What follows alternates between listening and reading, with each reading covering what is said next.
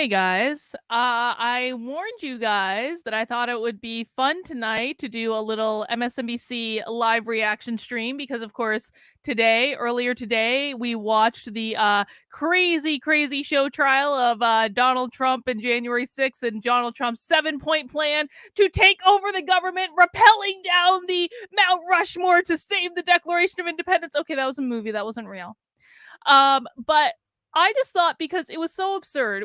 For those of you who didn't watch the show trial this morning, it was essentially they had this 25-year-old intern who has placed herself as the most pivotal person in the White House, who knew every important person and was doing things for every important person in Washington, D.C. And her big bombshell declarations were apparently that Trump tried to choke the driver of the car on January 6th because the driver wouldn't take him to the Capitol, which I don't believe happened.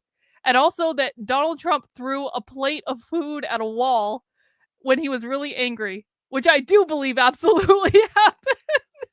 But these are our big bombshell reports. But of course, the liberal media has been going crazy, reeing all day about, oh my God, this amazing, brave, stunning and brave, beautiful 25-year-old fucking intern that magically just got new lawyers 2 days ago.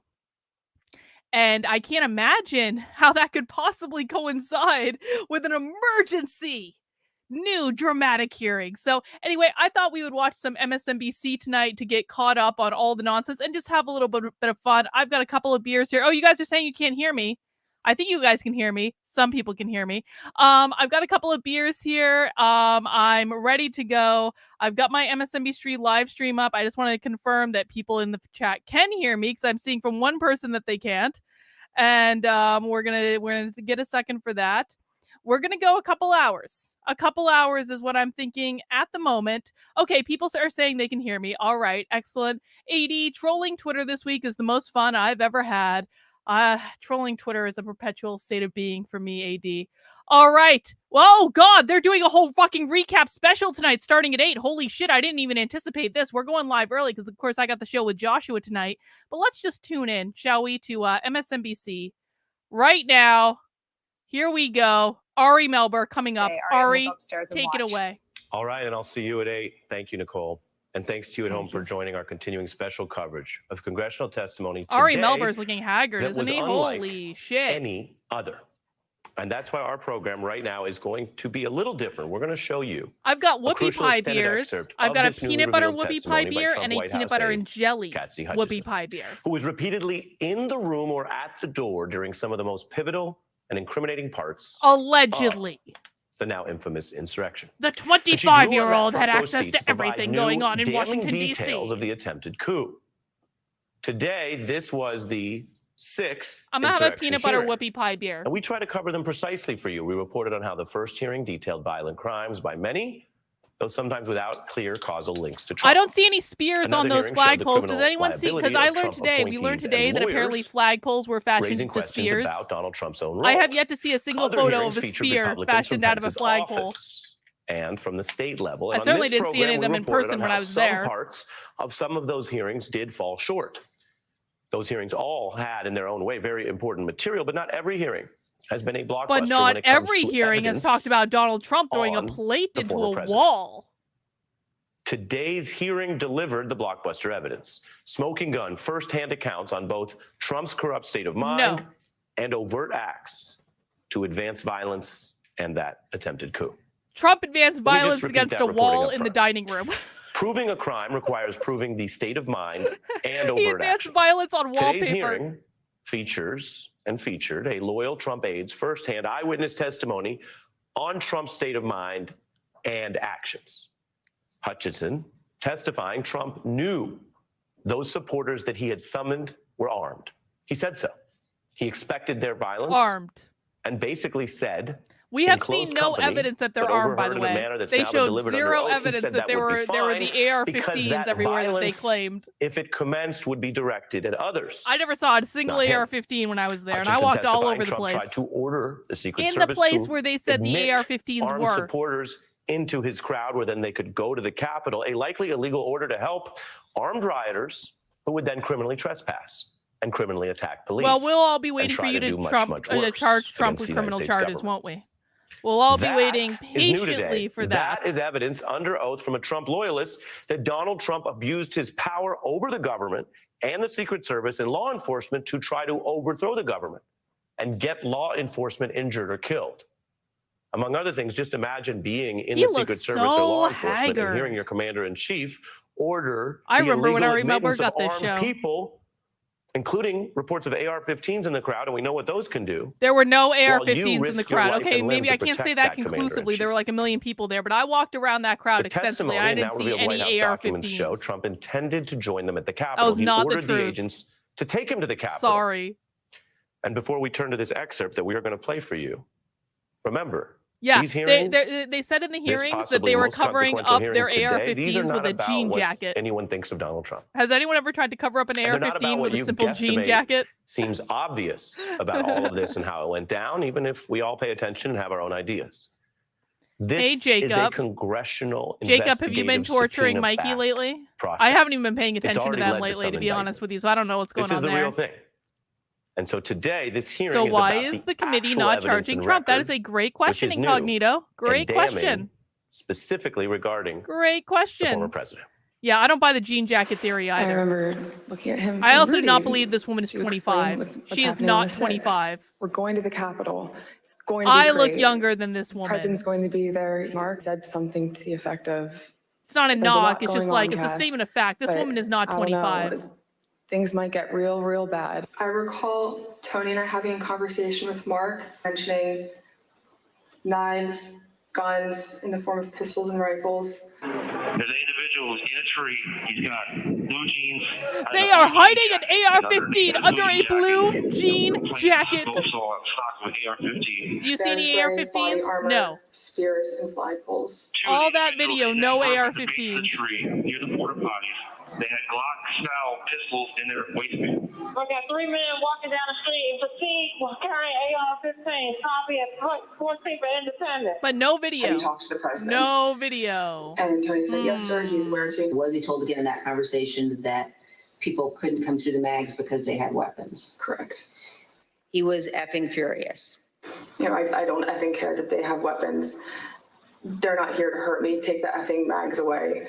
Let my people in. They can march to the Capitol from here. Let the people in. Take the effing mags away. He thought the mags were at fault for not letting everybody in. He wanted it full, and he was angry that we weren't letting people through the mags with weapons. Just to be clear, Ms. Hutchinson, is it your understanding that the president wanted to take the mags away and said that the armed individuals were not there to hurt him? That's a fair assessment. There were many discussions the morning of the 6th about the rhetoric of the speech that day. Fight for Trump. We're going to march to the Capitol. I'll be there with you. Fight for me. Fight for what we're doing. Fight for the movement. We're going to walk down, and I'll be there with you. We're going to walk down to the Capitol. It was becoming clear to us and to the Secret Service that Capitol police officers were getting overrun at the security barricades outside of the Capitol building, and they were short people. Staff believed that Mogul, the president, was, quote, going to the Capitol. We have a breach of the Capitol! Breach of the Capitol! It's so dramatic, isn't it? Oh, now we're cutting in footage that has nothing to do with what you say. Oh, that's good. At 1:10, the staff knew that rioters had invaded the inaugural stage. I called Mr. Ornato to reconfirm that we weren't going to the Capitol. We were not going up to the Capitol. We were not going up to the Capitol amidst the march, the breach, the violence against the officers. It was red alert level. And then the other part that is most significant today and most legally damning for Donald Trump, accused of crimes in office, is that when the agents refused his insistent, repeated request that he go join the armed protesters, who some of these agents had heard him say he wanted to be admitted armed so they could go do whatever it was they'd all planned to do together. The agents refused. That wasn't where they were going, Ari. We learned today the extent. That was a flat lie, what he just said. Absolutely extreme extent that Trump acted. And keep in mind, if a different person inside the government did this, had physical contact, initiated a physical clash with an agent, they would not only be out of a job, they would be detained on the spot. Here's more of what we learned in the bombshell evidence against Donald Trump today. But I don't Bobby really had think he relayed did to this. him, Like, we're listen to not, this we don't crap. have the Listen to assets this. to do it. It's not secure. We're going back to the West Wing. The president had very strong, a very angry response to that. Tony described him Looking as left. being Every time irate. she looks left, she's searching for a lie. The president said something to the effect of, I'm the effing president, take me up to the Capitol now. To which Bobby responded, sir, we have to go back to the West Wing. The president reached up towards the front of the vehicle to grab at the steering wheel. Mr. Engel grabbed his arm, said, sir, you need to take your hand off the steering wheel. We're going back to the West Wing. Does this We're sound not like going to something the Trump would Capitol." ever do, ever? She Mr. wasn't Trump even then there. used his free hand This was to relayed lunge to her towards second Bobby hand. Engel. And when Mr. Renato had recounted this story to me, he Allegedly. had motioned towards his clavicles. They're saying Trump Our tried to special choke coverage out a begins with former driver. Watergate prosecutor Nick That is Ackerman not and the something New Trump York would ever Times' do. Michelle That is the most Goldberg. absurd, stupid Nick, thing I've what ever is heard the in my life. level of this And if it was testimony true, he as would have been criminal charged with evidence? assault, and he wasn't, It's was pretty he? spot on. I mean, what we didn't know about before today, and we had a hunch, at least it was my hypothesis, that Trump knew 2 days before January 6th that Vice President Pence was not going to do it. Send the electoral votes back to the states. He wasn't going to disregard them.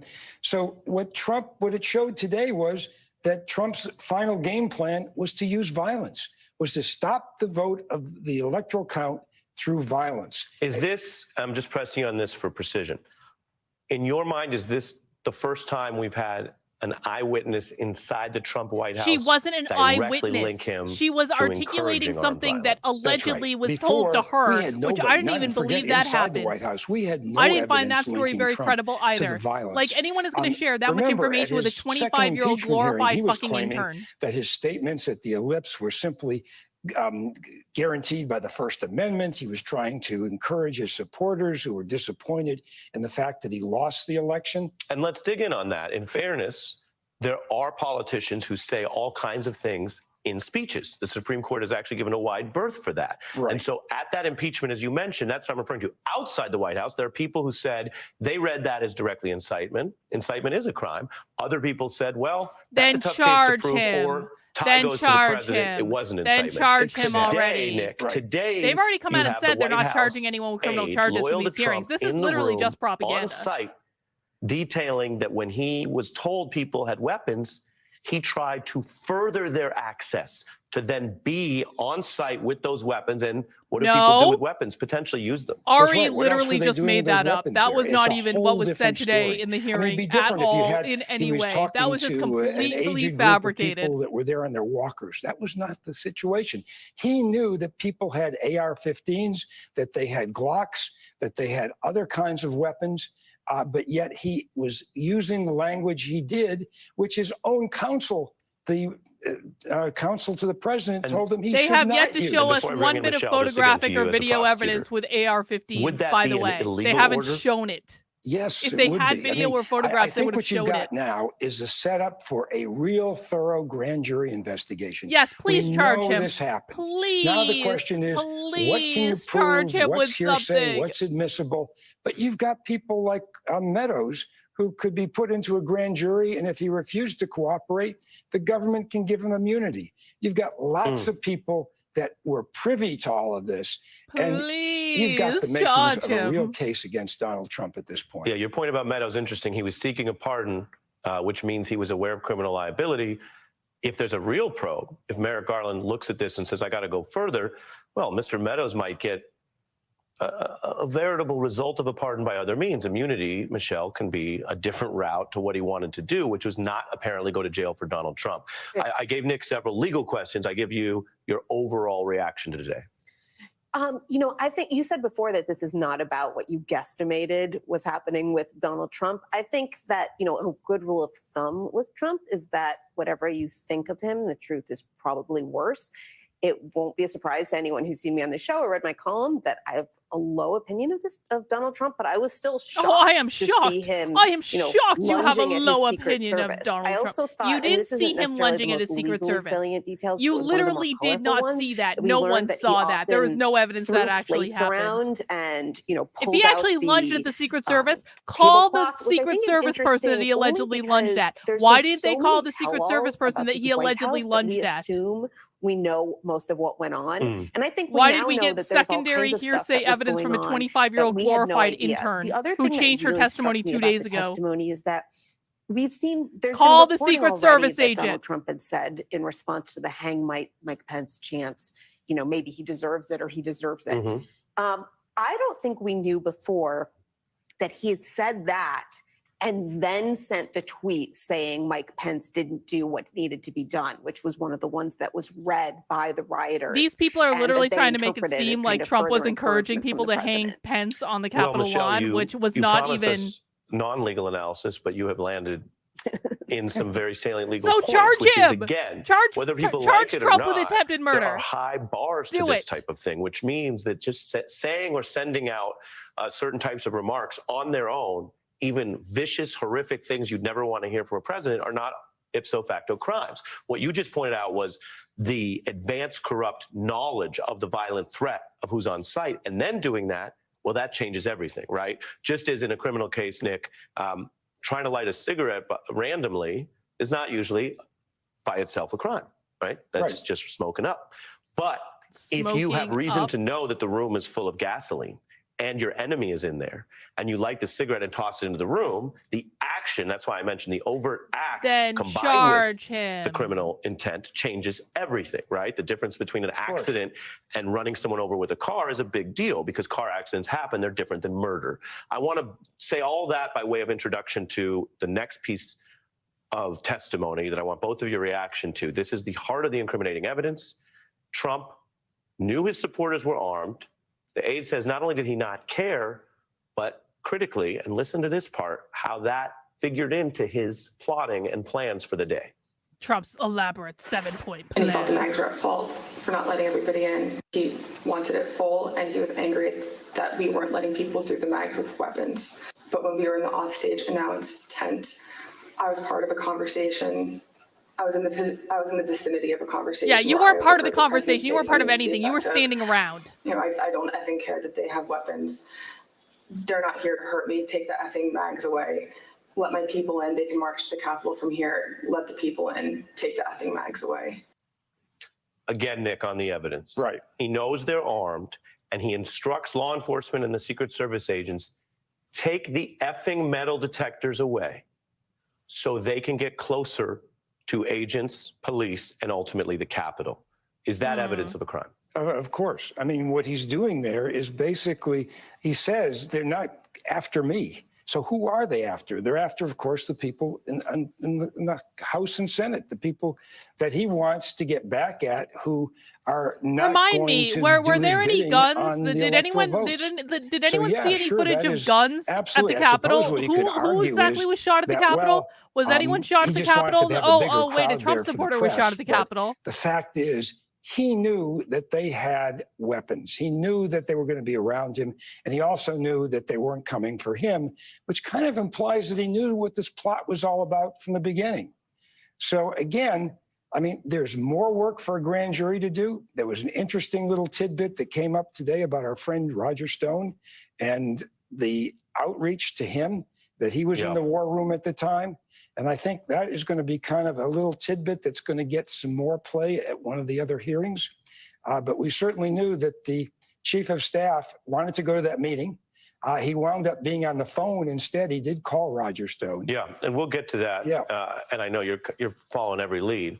On the removal of metal detectors to make it easier to bring weapons. Michelle, again, sometimes people don't like it when I say They're this. talking about bringing weapons legally, into the there elite, is an which individual is right to bear arms in this country. like That is a what the mile and a Supreme half Court up has the found. road from the You Capitol. can bear arms in certain contexts for self-defense. In So every when we context, analyze these really, situations, if Ari. someone can say their goal and Not in intent was certain only contexts. self-defense, In then every that can be context. lawful. Yes. Problem for Donald Trump. He's not talking about self-defense. He says the weapons will be used against other politicians. No, the he target did not is someone say else. that. The target He did not removes say that. the Ari just defense made of that up. self-defense if you're using weapons to target Donald Trump people. never said it would be used I mean, against look, I other think that people. They Donald said they wouldn't Trump be used frequently on him. Those are uses not the same his thing. narcissism and divorce from reality Holy as an shit. alibi to say, well, of course, I just wanted more people in the crowd. I just, I didn't want to say bad things about my supporters. There's, part of the problem of kind of establishing a corrupt state of mind with Donald Trump is that his connection to reality has always been called into question. I think Your it's clear connection to here is that reality is both called into question. He knew exactly what they intended to do, and he, These people encouraged literally them, make shit knowing up that they were armed. all day, he every encouraged day. them to march on the Capitol anyway, and at every stage, he, as we heard from we heard from this witness that when she tried to say, they're about to breach the gates, they're about to overrun the building, Mark Meadows basically replied to her, the president thinks they're doing the right thing. Mm. That's not actually what was Yeah. said. That was also made up. They're telling me we're running That over on wasn't what time, but I said. have one more thing I want to show. Okay, So we're going I'd to talk like you during the both commercial, get guys. sort of We're going to talk lightning during the round commercial in a- about in a why we put sentence your ourselves through reaction this. to how this matters in the world. We live in a time of great intensity and thus also fatigue and cynicism. We've talked about this before, Michelle. People don't know which thing to care about, and they don't know which thing's going to matter. But I do want to show as this plays out around the country today, this bombshell. We saw a reaction bombshell. from some real veteran people, including Watergate journalists, other people on this network and others. Over on Fox News, we checked. There was one moment where coming out of it, there was actually a stunned silence. And I will say, as someone who talks too much, maybe for a living, when you stun people into silence, that sometimes says more than whatever they might say on a network that has tried to minimize, deflect, and at times lie about the horrific violence that day. So we just want to show this for your reaction. Take a look. Let's show Brett Baer acting like a testimony cuck. in and of itself is really, really powerful. No, Brett, it wasn't. She The gave stunned the silence picture was that of a Brett Baer mad is being a king. cuck. Civility is not a sign of weakness, a lesson apparently lost on our former president. He is a criminal and a seditious president of the United States. All of this is obviously riveting. It's very dramatic. It is worse than we ever imagined. This hearing was billed to be a wow moment. Is that Katie and it Tur? certainly, it seems to me, She has delivered on aged that like wow. 18 years in the In this last 2 segment, final years. thought in a sentence, Nick. Holy Facts shit, matter. she looks Evidence old. matters. I think her bravery matters when you think of, the cowardice of so many of the other people around him, including Mike Flynn, who took the fifth when asked if he believed in the peaceful transfer of power. Her bravery shows that even in a very cynical country, that can still break through. Far braver, although it's a low bar, than her boss, the chief of staff of the president of the United States. Who asked for a pardon, we learned today. Who asked for a pardon because he thinks he needs a pardon, and pardons are for criminals. We ran long because this is super important. Thanks to both of you, Nick and Michelle. Coming up, All right. There are other revelations. We're going to walk through a bombshell about tampering, a Trump aide. All right, they're going to commercial. I want to just take a moment because we started the stream a little bit late, and I'm keeping an eye on the commercial because I don't want you guys to have to watch it. So why do we do MSNBC live reaction stream? Well, first off, it's comedy. I'm sorry. This is like the best entertainment on television right here. Every once in a while in my house, I accidentally turn on MSNBC, and it's just like it never fails to like be a screenshot into just like an alternate universe of reality. So we have to approach this process, which some might see as a little bit painful, watching The Enemy. We have to approach it as comedy. We are watching a fiction. We are watching theater. We are watching vaudeville. It is all entertainment. That is all that it is. We have our beer. We have our drink. You can have whatever you want. And we sit back and we enjoy ourselves for what it is. Now, the other reason, though, that we want to watch MSNBC every once in a while, not every day, but it is important to see what the left is saying. It is important because progressives watch this religiously. I had MSNBC on in my house like all the effing time. I would watch MSNBC from like 7 o'clock at night, 6, 7 o'clock at night, all the way up through like 11 o'clock at night, like several effing hours a day. And this is how people are driven insane by the media. And this is how people are fooled. And it is important for us to know what they're watching because it is important for us to understand the perspective of the left. And this is not about agreeing with it. And certainly I don't want anyone who's watching MSNBC live reaction stream to get sucked into it. But it is important to know what the enemy is saying and what the enemy is thinking. And it's also just like, I mean, that was like 20 minutes of them be clowning themselves. Like they were making up flat out lies. They were exaggerating. It was hyperbolic. It had nothing to do with what was actually going on January 6th. Again, like I said this on my January 6th, so I did earlier today. I did a whole live reaction stream to the testimony. So if you want to watch the testimony from start to finish, you can go watch the reaction stream to that. But I was in the area where they were like, there are all these people carrying AR-15s and blah, blah, blah, blah, blah, and they just don't want to go through the metal detectors and all this shit. Listen, the line to go through the security to get into the ellipse, I got there at like 6:30 in the morning. And the line to go into security, it was literally 1.5 miles long. That's how long it was taking to go through. It was the line went out of the ellipse. It zigzagged up and down the street right in front of it, and then it circled all the way around the Washington Monument on like the outside of the circle. I was in that line for hours before I finally gave up and I was like, F this. I'm just going to stay out here by the monument because I can see everything anyway and I don't really care about going into the ellipse. And so there were good reasons why people weren't going into the ellipse that had nothing to do with them carrying around an AR-15 under their jean jackets, which is probably one of the stupidest things I have ever heard in my life. An AR-15 does not fit under a jean jacket. I'm sorry. It's just a size issue. And I was walking all around. I did several loops around where the people were. They were in the trees. Like people were in the trees because it was easier to see in the trees. It was also kind of like a muddy day, so I guess it was probably just more comfortable if you could find a good spot in a tree. But like I saw 0 AR-15s. I'm not gonna question whether people had like pistols. I'm sure they probably did, but I didn't see a single AR-15, and I walked through that crowd multiple times, looking at everything I could. So I don't believe that at all. Anyway, those are some of the reasons that we're watching MSNBC live reaction stream tonight, and I appreciate you guys joining me. This is just for fun. We don't do this we do it every so often. I think a high school drama class could put on a play about these hearings that would be more believable than the real thing. I agree. I didn't even watch the hearings last week because I was at PorkFest. All right, guys, I just want to remind you that if you would like to support the work I'm doing, the very best way that you can do that is by becoming a member of my Locals community. Locals is the best place on the internet. It is the only sane place on the internet, and we have tomorrow a community Zoom call at noon where you can join a private, unrecorded call where you can talk about whatever you want to talk about in a place where you won't be censored or judged or any of those things. Head over to kb.locals.com/support and you can join for $5 a month. You can join for $50 a year, which gives you 2 months for free. You can also make a one-time gift. All of these things keeps my channel running. If you like these streams, I need your super chats or your Locals memberships or your PayPal donations or crypto or whatever else. You can do all that in the description below. I need your support to keep it going. That's just the way it is. These things take time, and the more time I'm spending with you guys screwing around watching MSNBC, the less time I'm doing actual work and other things. All right, guys, it's coming back. Let me just get it up here, and I'll put it in Chrome tab. There we go. We can hear our sound. Let's keep going. We're going to get charged with every crime imaginable if we make that movement happen. And do you remember which crimes Mr. Cipollone was concerned with? In the days leading up to the 6th, we had conversations about potentially obstructing justice or defrauding the electoral count. Crimes, obstructing justice, Crimes. defrauding the electoral count before the 6th. I'm working very hard over here. I'll have you know. Or Extremely, lawful advocacy extraordinarily of an hard. election. It is a portrait on the inside of the White House among Trump loyalists. They knew crimes were in the works. They were worried about crimes on the 6th.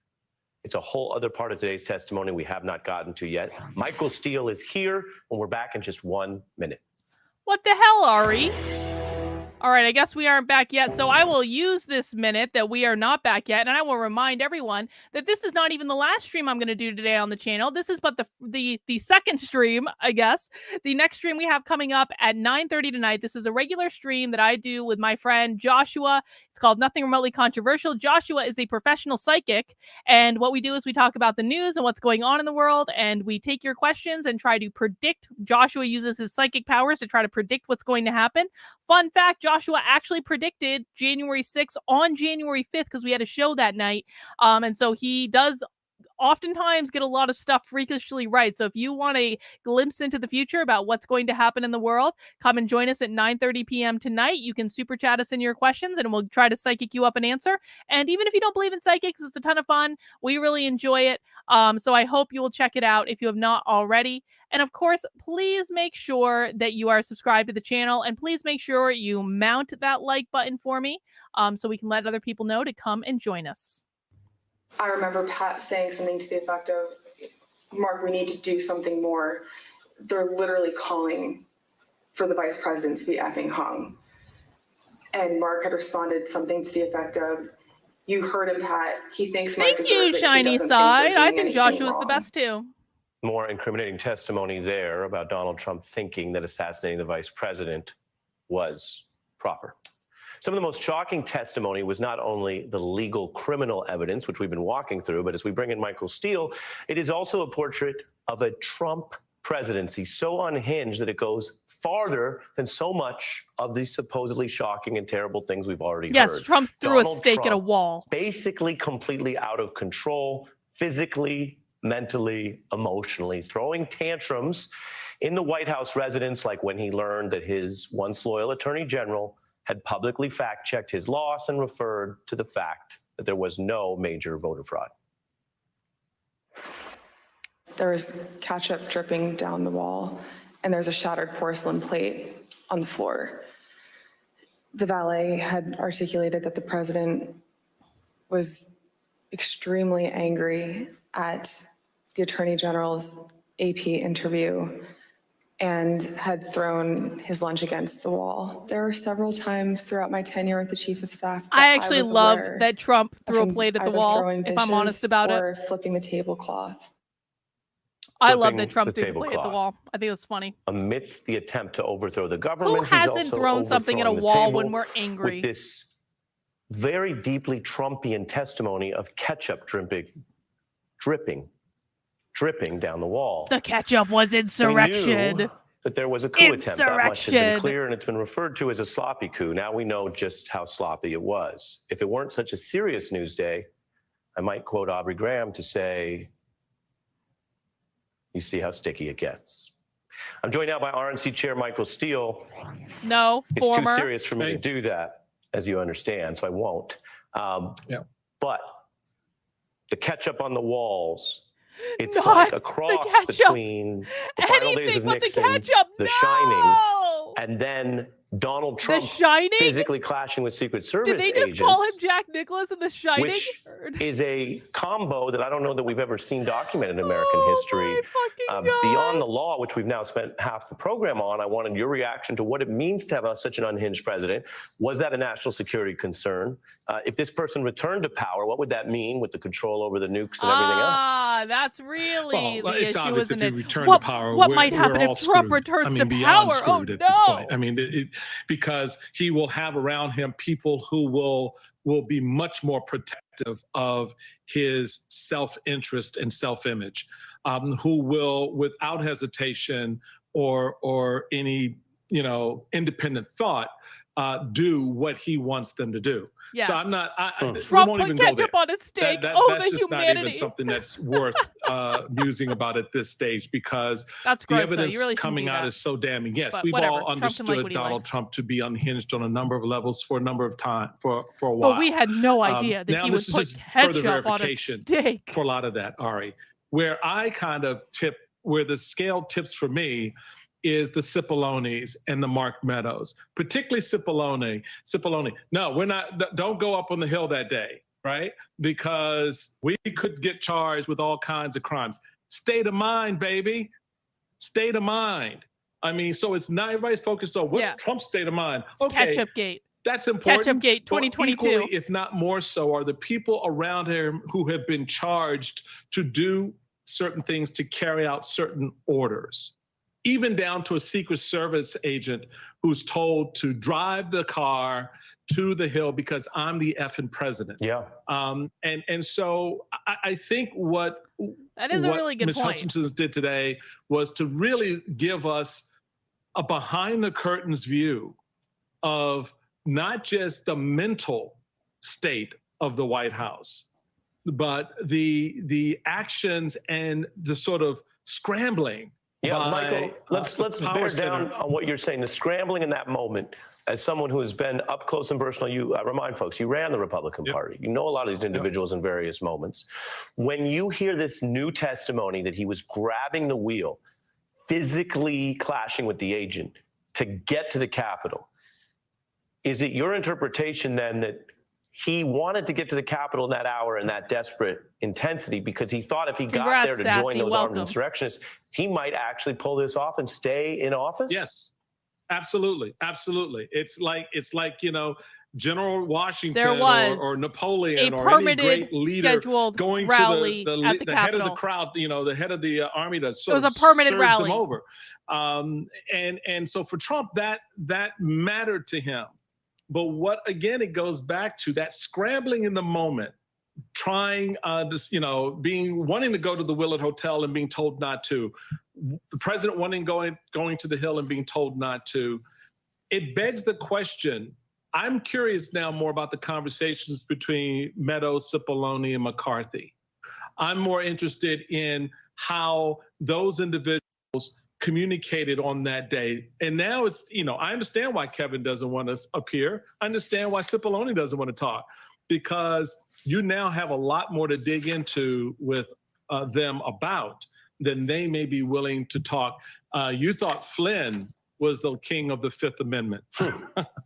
I would bet these two would come with the Fifth Amendment tattooed on their forehead. Right, along with, a couple tattooed tears for democracy. Yes. Here's, oh again, my Hutchinson God. on when they had to grab the arm and that whole exchange, which you were discussing. Ari Take a listen. Melber is such a sad, pathetic shill. It's not even funny. Mr. How can Engel he look himself in a grabbed his mirror? He is not a said, man. "Sir, I'm you need sorry. to take your hand No. off the steering wheel. We're going back to the West Wing. We're not going to the Capitol." Mr. Trump then used his free hand to lunge towards Bobby Engel. And when Mr. Renato had recounted this story to me, he had motioned towards his clavicles. Grabbing at the throat or the clavicle. Michael, part of my job is just to ask the straightforward question so we don't lose the thread.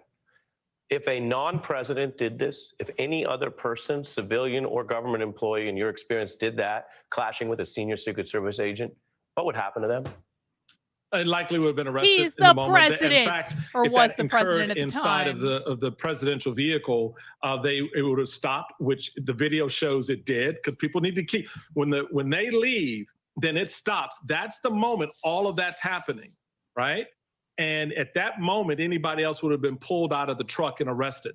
But of course, it's the president, so Yeah, that's not what happens you're here. going to arrest the It's a president for different telling his driver to circumstance, take and him the to the agents Capitol, and handled then it his as driver best they refuses, could and Trump's like, under "Fuck those you, take me to the circumstances. Capitol." But that I don't doesn't believe for one mean red second other that Trump authorities choked out a Secret shouldn't look Service at agent. that. That is the stupidest And thing that I've ever heard in my There could life. be ramifications from that. How could you not? I just want to say, Michael, to let you finish, he talked about, he could shoot someone on Fifth Avenue.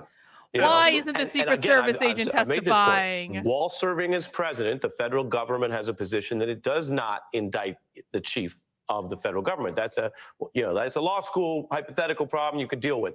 He's not president anymore, and there's a question here about if you're above the law or not. If you combine what Cipollone said, I'll let you, finish us up. But Cipollone said multiple crimes. He has a physical clash with the agent. He is trying to admit armed people who we know then committed crimes against officers who are also on trial for seditious conspiracy. At what point do we stop talking about An whether honest Donald lawyer Trump will say gets that's indicted for hearsay. a crime Yes, and look at they whether there's a would. multi-count indictment here based Yeah, on, again, I'm gonna not show one's the footage opinions of Trump the president, driving in a second. I'm but gonna the go to evidence of commercial, crime. Phil. I think Yeah, that's very exactly, much the space that incognito, we're about exactly. to walk into, with another piece to be delivered by the committee, as alluded to by Liz Cheney today, about witness tampering, trying to bring pressure on some of these witnesses. And we have that coming up. There's a lot here that the Justice Department can chew on, because it would be a meal for them if they were dealing with anybody else other than Donald Trump, than a former president. There would be no hesitation about the kind of case that would be and lining up. You lay it out, and that, look, Nixon wanted a pardon because he didn't think it was impossible to be charged. A lot of people around Trump wanted pardons. Have I seen the Added Beavis that and list Butthead today, clip according Jack to testimony Posobiec of Mr. tweeted out? Steele. I Thank you. have. It was pretty We have a great. lot more coming up that's new we haven't gotten to yet. The FBI patting down the coup Incognito. mastermind. This is new video you see here. This is more of the interactions we are That's learning the about as the mastermind? investigations build. A on what Bernie happened in Sanders Congress look and like is a that's the testimony mastermind. about the Oh, that's pardons. John We have a Eastman. January 6th committee member here live next. Oh my God. Oh my God. Well, guys, I have to show you. And this is we have live footage of Trump driving the Secret Service car to the Capitol. A live reenactment. I'm passing the gate. No, no. I think I'm seeing the presidential limo driving across the ground. I'm passing the gate. No, no. There he is. There he is. I think I'm seeing the presidential limo driving across the ground. There we go. Just in case we needed to all relive that thing that never obviously happened. God, these people are absolutely nuts. Well, how are you guys feeling about this so far? Who watched the testimony this morning? Yeah, they're going after Eastman something fierce, which I don't really feel that bad, to be honest. I don't feel bad about them going. I actually think, and this might be unpopular, as idiotic as I think that MSNBC is, I also think that a lot of the people that Trump surrounded himself with during that time were also idiots. And so I don't even care, man. Like, burn it all down. I think this is hilarious. I don't think they have anything on Trump. They're grasping at straws. It is what it is. We have to enjoy it. We have to enjoy it as much as we possibly can. Well, guys, please make sure you mount that like button for me. You're not mounting the like button for MSNBC, all right? You're mounting the like button because I don't know why exactly. Maybe you're enjoying my commentary. Maybe you think this is as hilarious as I do. You know, maybe you just want to help the channel out. That'd be pretty great as well. So please mount that like button for me if you appreciate that we are going behind enemy lines to see what they're saying. Let's see. I'm just keeping an eye on the commercials to see when they're done. What the hell's going on? Hang on. Oh, something was blinking on my screen. Yeah, mount the like button if you like me, or mount the like button if you hate me. I know I have hate watchers too. I know I do. That's all right. All right. Well, I am drinking some peanut butter whoopie pie beer. It is from some brewing company. I have a peanut butter whoopie pie one, and then I have a peanut butter and jelly whoopie pie one, just in case. If you guys are drinking something fun, please chat in. Let us know what you're drinking. Yeah, Patrick says, mount the like button to make fun of the mainstream media. You know, if we don't laugh, we're going to cry. So we might as well find ways to enjoy it. A blue mermaid. What is a blue mermaid, Boomer? I have no idea what that is. Oh, man. Oh, man. Oh, man. Is it only Tuesday? Like, seriously? On Wednesday of next week, we're going to have a member of the Church of Satan on the channel. I'm really excited about this. It's going to be on Wednesday at 5 p.m. And the reason I'm excited about this is I legitimately want to learn about the Church of Satan. And this is a guy who is he's a priest in the Church of Satan, and he is going to come and talk to us about what it is and what they believe in and all that stuff. I'm trying to schedule some streams that are like not really related around news content. I'm going to be shifting the content that I'm doing. We're still going to be doing the Unwoke stuff. I'm going to be moving a lot of it over to my second channel, Actively Unwoke. So if you are not subscribed to my second channel yet, it is youtube.com/activelyunwoke. It is where we do, and there is a link in the description somewhere if you want to avail yourselves of that. That's where we do our Friday happy hours. That's where I post my Actively Unwoke podcast. I'm going to be shifting over to doing my anti-woke, anti-CRT content on that channel mostly. On this channel, I want to just do other things. I need to maintain my sanity, and so I'm going to be setting up some interesting interviews that I think you guys will all appreciate. All right, let's go back to it. The top aide for Donald Trump up through January 6th, Mark Meadows, wanted a pardon specifically for what he did related to the insurrection. Did Rudy Giuliani ever suggest that he was interested in receiving a presidential pardon related to January 6th? He did. Ms. Hutchinson, did White House Chief of Staff Mark Meadows ever indicate that he was interested in receiving a presidential pardon related to January 6th? Mr. Meadows did seek that pardon. Yes, ma'am. I'm joined now by Congressman Pete Aguilar of California, a member of the January 6th committee after this blockbuster hearing today. Thank you for joining us. Thanks for having me, Ari. Yes, let's find What out was the what most crimes you're going to important charge new them with. evidence That in is your what I view would like today? to know. What crimes are you going to charge them with? I don't think that it's tough to put my finger on one thing, but clearly in this hearing, what was laid out very clearly by Ms. Hutchinson was that the president knew that this was going to be a violent attack. He and his top advisors knew that there could be violence at the Capitol, and they did nothing.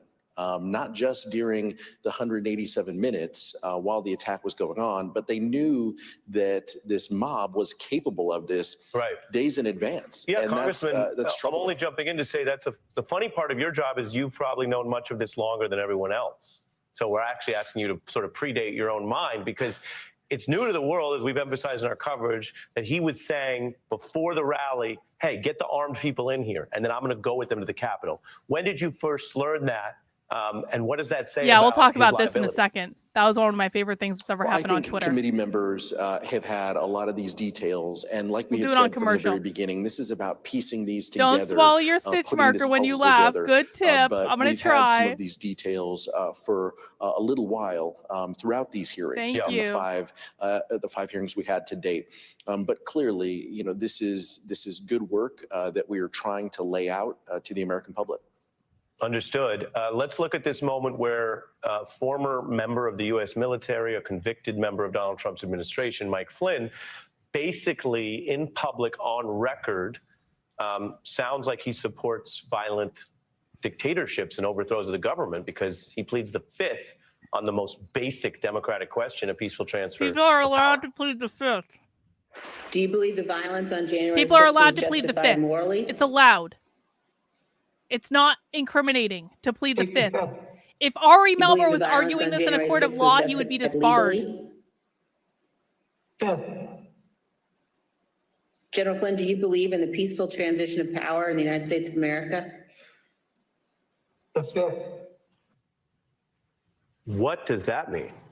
It means he pleaded the The fifth. fact that a former general can't even say he believes in a peaceful transfer of power is scary and alarming, and Americans should be frightened by it. But the fact that this individual was in the former president's ear so much during this time period and over years is also equally alarming. But he wasn't the only conspiracy theorist in Donald Trump's ear. Yeah. Congressman, when this impromptu sort of surprise hearing came through, it was different than every other hearing. It was basically yesterday. Was the witnesses' Trump's identity was driver kept and secret. Secret Service The statement agent, the committee guys put out Samad online referred hired? to, quote, Yeah, I think that's recently a good, obtained evidence probably, that AD, necessitated probably. the unusual sudden rollout today. Thank you for the what super was chat. that recently obtained evidence? Well, Ms. Hutchinson has been incredibly generous with her time and being deposed multiple times.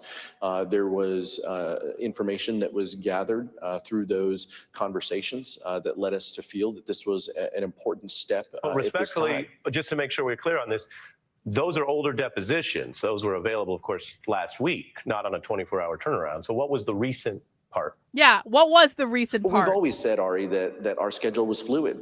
We felt that this was important to share with the American public. We felt that this was timely and important. We feel that No there's a answer. lot here. He's not answering. And we there didn't was think no that it could recent wait part. based Even on Ari's like, congressional this is calendar not that we should recent. share this with the American public. Even I guess Ari's what not I'm asking, convinced. and again, just doing my job, because this I've already said to the I'm audience just going how to pretend important to today's be a hearing was. journalist But for on the like process, 5 I guess minutes. what I'm really asking to pin it is, was there something actually new in the last 24 to 48 Great hours? question, or, Ari. as some critics or You cynics may have be a said, journalist yet. was this some effort to make it seem extra urgent if the underlying material could have been scheduled in the more normal procedure? Great question. No, this was a pretty normal procedure. I mean, this is So a, it this is a hearing wasn't a that we dramatic noticed. bombshell. Look, from a process standpoint, the committee just wants to make sure we're Oh. doing our due diligence, that we're putting this information out in the So public. it And we're not gonna be wasn't an guided by emergency the dramatic congressional calendar bombshell like alone. you guys We want billed to it tell as. this story and share it with the Huh. American public because there's Who so could much have at stake in seen protecting that democracy. coming about That's a million the motivation miles away? behind the schedule. Okay. Well, wanted to get your answer on that. As always, as I say to everyone, appreciate you taking all the questions. It was certainly a newsworthy hearing. No question about that, sir. And a busy day for you. So, Congressman Aguilar, thanks for making time. Thanks, Ari. Absolutely. We're going to finish a break, and then we have something huge that any other day would have come up even earlier, because the man you see on your screen, that Trump filmmaker, just got hit with a subpoena down in Georgia. We'll have his exclusive response tonight, plus the video surfacing of the FBI right here going at a coup mastermind as he protests and put his hands on his head and sees his phone under a lawful warrant. That is coup plotter John Eastman. More on that tonight. Oh my God. They're so stunning. He's in the Church of Satan. I know this guy. I've known him for a minute, and actually I've wanted to bring him on the channel for a while, and I just haven't gotten to it just because I'm so fucking busy, and he had other stuff going on too. And so we'd actually talked about doing this interview a while ago, and then we kind of reconnected on it last night because he was basically saying, hang on, basically with the Supreme Court decision that came down, we were like, oh, this could be an interesting time to do the interview that we've been talking about doing for a while. So we coordinated and we set a date and we set a time. And then I tweeted last night, I said, I'm gonna have a member of the Church of Satan on my YouTube channel next week. And I was really excited about it. And everything was all set. And then the official fucking blue check Church of Satan Twitter account starts responding to me and basically calling me a liar. And basically saying, no, you haven't gone through our press office. How dare you not go through our press office? And I was like, well, you're right. I haven't gone through your press office, but that doesn't actually mean that I don't have a member of your church coming on my channel. And they were just being such douches about it. And I was like, this is fucking ridiculous. I am not going to ask your permission, Church of Satan, to have a friend on my channel to explain what you guys are doing. They're like, you probably have an imposter. They're probably not even a member of our church. And of course, that wasn't true. But basically, they were saying that I had to go through their press. The Church of fucking Satan was trying to make me follow a bureaucratic process to go through their press office in order to speak to a member of their church. I was like, this is bullshit. I don't acknowledge your process, much like you don't acknowledge the Bible. But then basically what it was is, so the guy who is coming on the channel, he had actually informed them in January that we were going to do this interview. And so he had followed their process. Apparently their internal process was if a member of the church is doing an interview or something, they have to inform the central office, which again, the fact that the Church of Satan is that bureaucratic that you have to ask permission from a central office if you're going to go on someone's YouTube channel, that to me is amusing as it is. But fine, whatever, it's their church, they can do what they want. But he had told them in January that he was going to come on my channel, and we just hadn't gotten it scheduled. So they did follow the process, but the Church of Satan Twitter account people didn't look into it and just started accusing me of being a liar on Twitter. And I was like, fuck you guys. I don't know you anything. So yes, I picked a fight with the Church of Satan Twitter account last night, and I feel like I won. I feel like I won admirably. And if they try to fuck with this interview at all, or get in the way, or interfere in it and cancel it, I'm going to do a whole stream about what pussies the Church of Satan is. And I really hope that doesn't happen, because I really do actually want to do this interview. And I'm really excited about it. So hopefully it was just a miscommunication and we can all move on.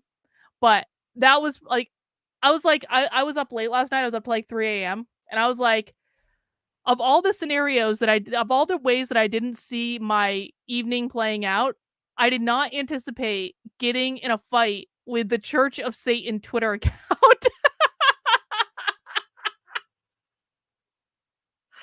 Sometimes you just have to enjoy life for the absolute magic and surprise that it is. But guys, I'm gonna be I'm looking to schedule some interviews with just interesting people who are doing interesting things out in the world. I really want to talk to people who are having more just unusual human experiences. I want to talk to spiritualists. I want to talk to people who have been part of cults. I want to talk to people who have been in I'd like to talk to people who have been fundamentalist Mormons. I'd like to talk to people who have I want to do an Anunnaki week, which I think I've been talking about doing for a full year. I want to do stuff like that. So if you guys have any thoughts on just interesting kind of human experience type content, and I'm really interested, when I'm interviewing people like that, I really want to know what the experience is like. What does it feel like? What are you thinking when it's happening? Stuff like that. So if you have suggestions, let me know. Let's get back to it. Have reminded them Trump reads transcripts. Keep that in mind during depositions. And the committee recounts a phone call where a witness said to, quote, a person from Trump land let me know Trump wants you to know he's thinking about you. He knows you're loyal and that you're going to do the right thing when you go in for your deposition. It sounds like mob talk. What are they getting at? Well, witness tampering is someone who uses intimidation or corruptly persuades someone to influence, delay, or prevent testimony in an official proceeding, which this is. A blunt warning from Congress about potential new crimes.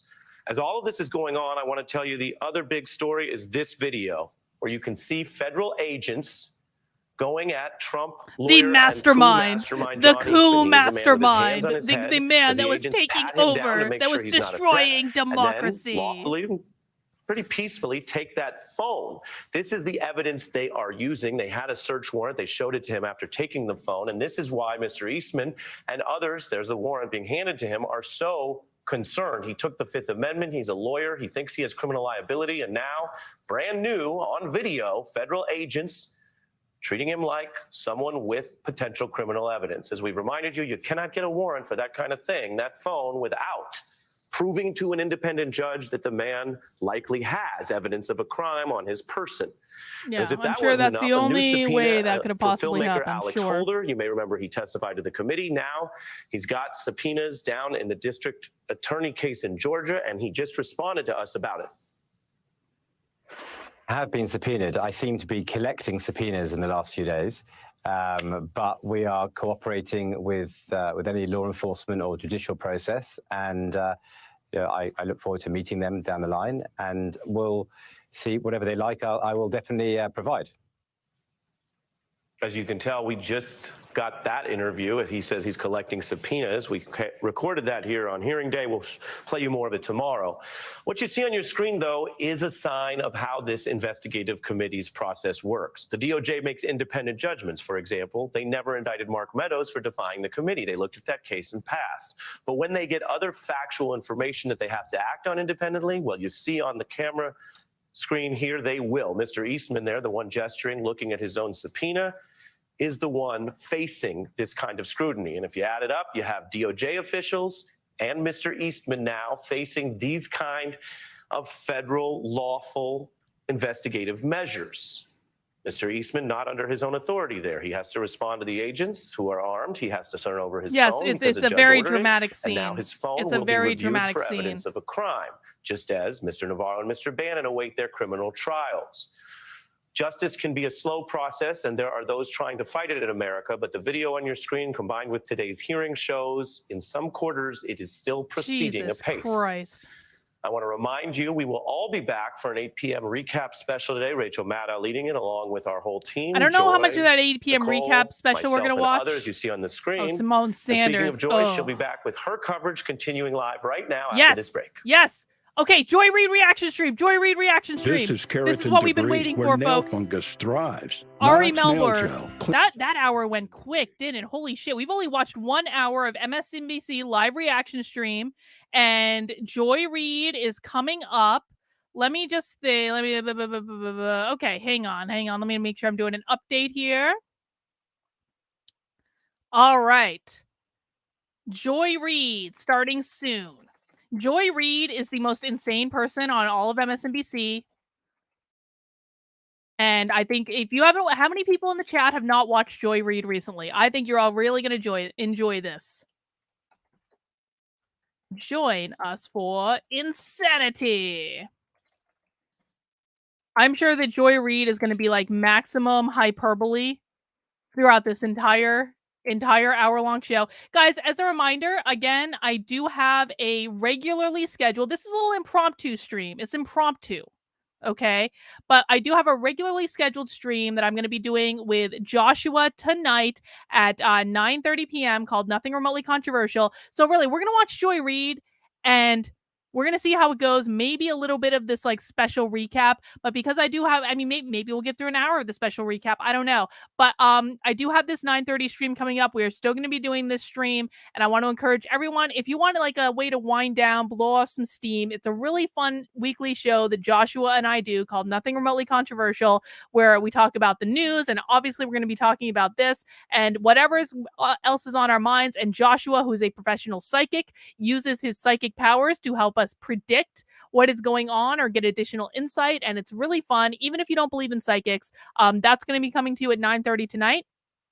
And until then, we're going to be watching, not the whole time. We're not going to be watching MSNBC the whole time because I can only take so much MSNBC. But we're definitely going to watch Joy Reid. We're going to see whatever her crazy reaction is because really that's really what we're all here for, isn't it? Joy Reid reaction stream. It's Joy Reid reaction time. Guys, please mount that like button if you haven't already. If you haven't watched Joy Reid lately, you are in for a treat.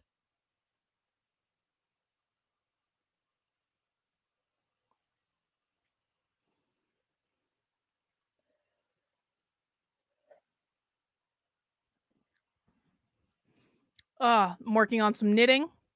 I'm working on knitting a baby blanket. I might be selling this baby blanket. I'm not sure yet. I'm not sure. I might be. Would anyone be interested in buying a hand knit baby blanket or two?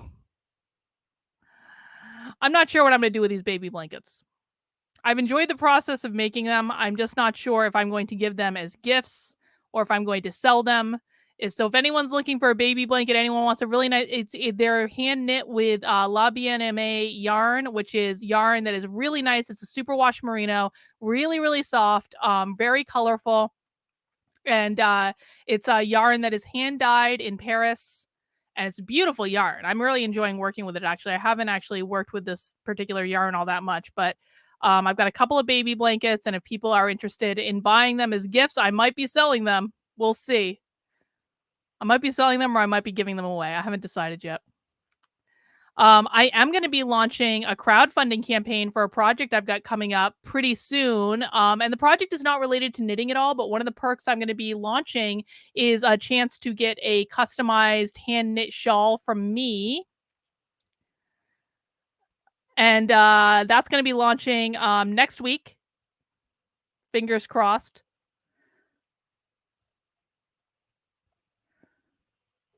Yeah, Joy Reid is going to be crying some sweet, sweet tears tonight. What is Rachel Maddow talking about? Hang on. Blue states are still going to have abortion rights. Conservatives have the power on this court, and they will now wield it however they want.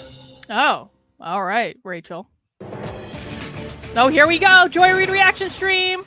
Tonight on Oh, God. What the fuck happened to her hair? I haven't seen her with this hair. Oh, God. Joy Reid always makes questionable hair choices.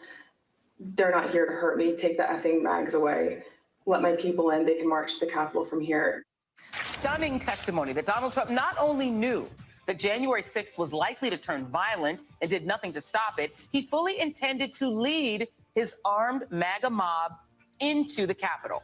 That wasn't the testimony at all. NBC presidential historian Michael Beschloss, never before have we heard testimony this shocking about a president of the United States. In the history have we heard testimony so shocking to that described lead the president insurrection at the throwing Capitol his on lunch January 6th against the wall. to hang on to power, no matter the cost. This is what was revealed in bombshell testimony by Cassidy Hutchinson, a former top aide to Trump Chief of Staff Mark Meadows. It was made clear that Trump knew the dangers that existed on the day of the insurrection. Hutchinson testified that she heard the names of the extremist groups, the Oath Keepers, and the Proud Boys brought up during planning meetings for the January 6th rally, quote, when Mr. Giuliani would be around. And she said the Justice Department's National Security Division warned that some MAGA supporters were going to try to, quote, occupy federal buildings and invade the Capitol building. Most alarming, Trump was made aware the very morning of January 6th that many of those at his rally were carrying an array of dangerous weapons. I remember Tony mentioning knives, guns in the form of pistols and rifles. Why were none of those weapons used at the Capitol? Why were none of those weapons used? And despite having all that information, Trump took to the stage on the ellipse and directed his armed, enraged, and dangerous supporters to join him at the Capitol to fight for him. Enraged and dangerous. We're going to have to fight much harder. And after this, we're going to walk down, and I'll be there with you. We're going to walk down to the Capitol. Remember, guys, the woman who's knocked unconscious remembers there were pools of blood and bodies everywhere and carnage. Congressmen and women And we're probably not going to be cheering so much for some of them, because you'll never take back our country with weakness. Now, it wasn't completely clear until today that he meant it, not as hyperbole or as a rhetorical flourish, but as the plan. He was actually planning to go with them to the Capitol Joy Reid that looks day so much and older with possibly this make hair. some This is a grand, horrible dramatic hair choice. presentation, either outside Horrible the Capitol choice. or She looks even like she's inside the House 60. chamber, Mussolini style. Even though he was told by practically everyone in the White House that it was a dangerous idea. Hutchinson testified about the repeated warnings from White House counsel Pat Cipollone, including on the morning of January 6th, not to join the MAGA mob. Mr. Cipollone said something to the effect of, please make sure we don't go up to the Capitol, Cassidy. Keep in touch with me. We're going to get charged with every crime imaginable if we make that movement happen. The potential legal jeopardy would not deter Trump in what he thought was going to be his moment of glory. After he finished his speech and was brought back to his motorcade, he was informed that Listen, he, in man, fact, was if headed I back was to the the White House president of and the not to United the States Capitol. and I was told I That's couldn't when go where Trump I wanted to go, I'd literally be tried pretty to pissed take too, the to be matter honest. into his own There was a hands. scheduled, permitted fucking rally. The president said something to the effect of, I'm the effing president, take me up to the Capitol now. Exactly. To which Bobby responded, sir, we have to go back to the West Wing. The president reached up towards the front of the vehicle to grab at the steering wheel. Mr. Engel grabbed his arm, said, sir, you need to take your hand off the steering wheel. We're going back to the West Wing. We're not going to the Capitol. Mr. Trump then used his free hand to lunge towards Bobby Engel. And when Mr. Renato had Then why isn't Bobby motion testifying? towards I his want to hear clavicles. testimony from Bobby. This is where I confess that I cannot recall ever having heard another example of a president trying to physically hijack his own motorcade. I mean, have you, as anyone? But you have to remember, the key words this there, day Joy, was are long his in the own making, motorcade. and Trump wanted His to own savor every moment. motorcade. It was Trump himself who had invited everyone to Washington the previous December, saying it was going to be wild. We've already heard from Trump's former White House advisor, Steve Bannon, making clear that what was to come on the day, on the day The only before shots fired January by the 6th. guard who killed Ashley Babbitt. They had all these guns. Hell Oh, there's Jacques is going Silva. to break loose tomorrow. Just understand this. All hell is going to break loose tomorrow. It's going to be moving. It's going to be quick. All hell is going to break loose. Yeah, that was probably not And Steve today Bannon's we finest learned that moment, Trump's if we're intention to honest be at about the it. Capitol was not some spur-of-the-moment decision. All those guns, and the only person Hutchinson who got shot described was the Ashley conversation Babbitt. she had with Rudy Giuliani on January 2nd. As Mr. Giuliani and I were walking to his vehicles that evening, he looked at me and said something to the effect of, Cass, are you excited for the 6th? It's going to be a great day. We're going to the Capitol. It's going to be great. The president's going to be there. He's going to look powerful. He's going to be with the members. He's going to be with the senators. Talk to the chief about it. Talk to the chief about it. He knows about it. And when she relayed that conversation to her now former boss, Mark Meadows seemed to know what lay ahead on January 6th. He didn't look up from his phone and said something to the effect of, there's a lot going on, Cass, but I don't know.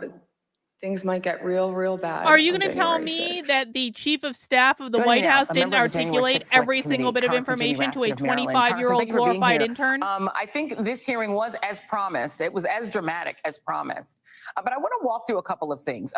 One of the things that this made me want to, one of the people this hearing made me want to hear from, and Liz Cheney has said it over and over, is Pat Cipollone. He is someone who seemed to be at the center of much of this, seemed to be in the room along with Ms. Hutchinson for much of this, and also on the right side of history here in saying, do not do any of this. What is the progress of the committee of getting Pat Cipollone to testify? Well, the committee is obviously very interested in hearing from Mr. Cipollone, and These hearings are going to be going on all summer. They're going to be going on all summer. Everyone should just get used to this. Taking place. All but I effing summer. will say that today was indeed a huge breakthrough in terms of our understanding of events, because Cassidy Hutchinson, who displayed a lot of courage and a lot of character coming before the committee today, demolished any pretense that the savage mob violence that came out of that crowd and that eventuated in the storming of the Capitol somehow took Donald Trump by surprise. I mean, he was perfectly aware that there were weapons out in that crowd, and according to her testimony, wanted to take down the mags, in other words, remove the metal detectors so the armed people could mix in with everybody else in preparation for the march up to the Capitol. And let me play, this is Cassidy Hutchinson talking about a conversation between her then boss, Mark Meadows, and Pat Cipollone about Trump literally not wanting to stop the violence. I remember Pat saying to him something to the effect of, the rioters have gotten to the Capitol, Mark. We need to go down and see the president now.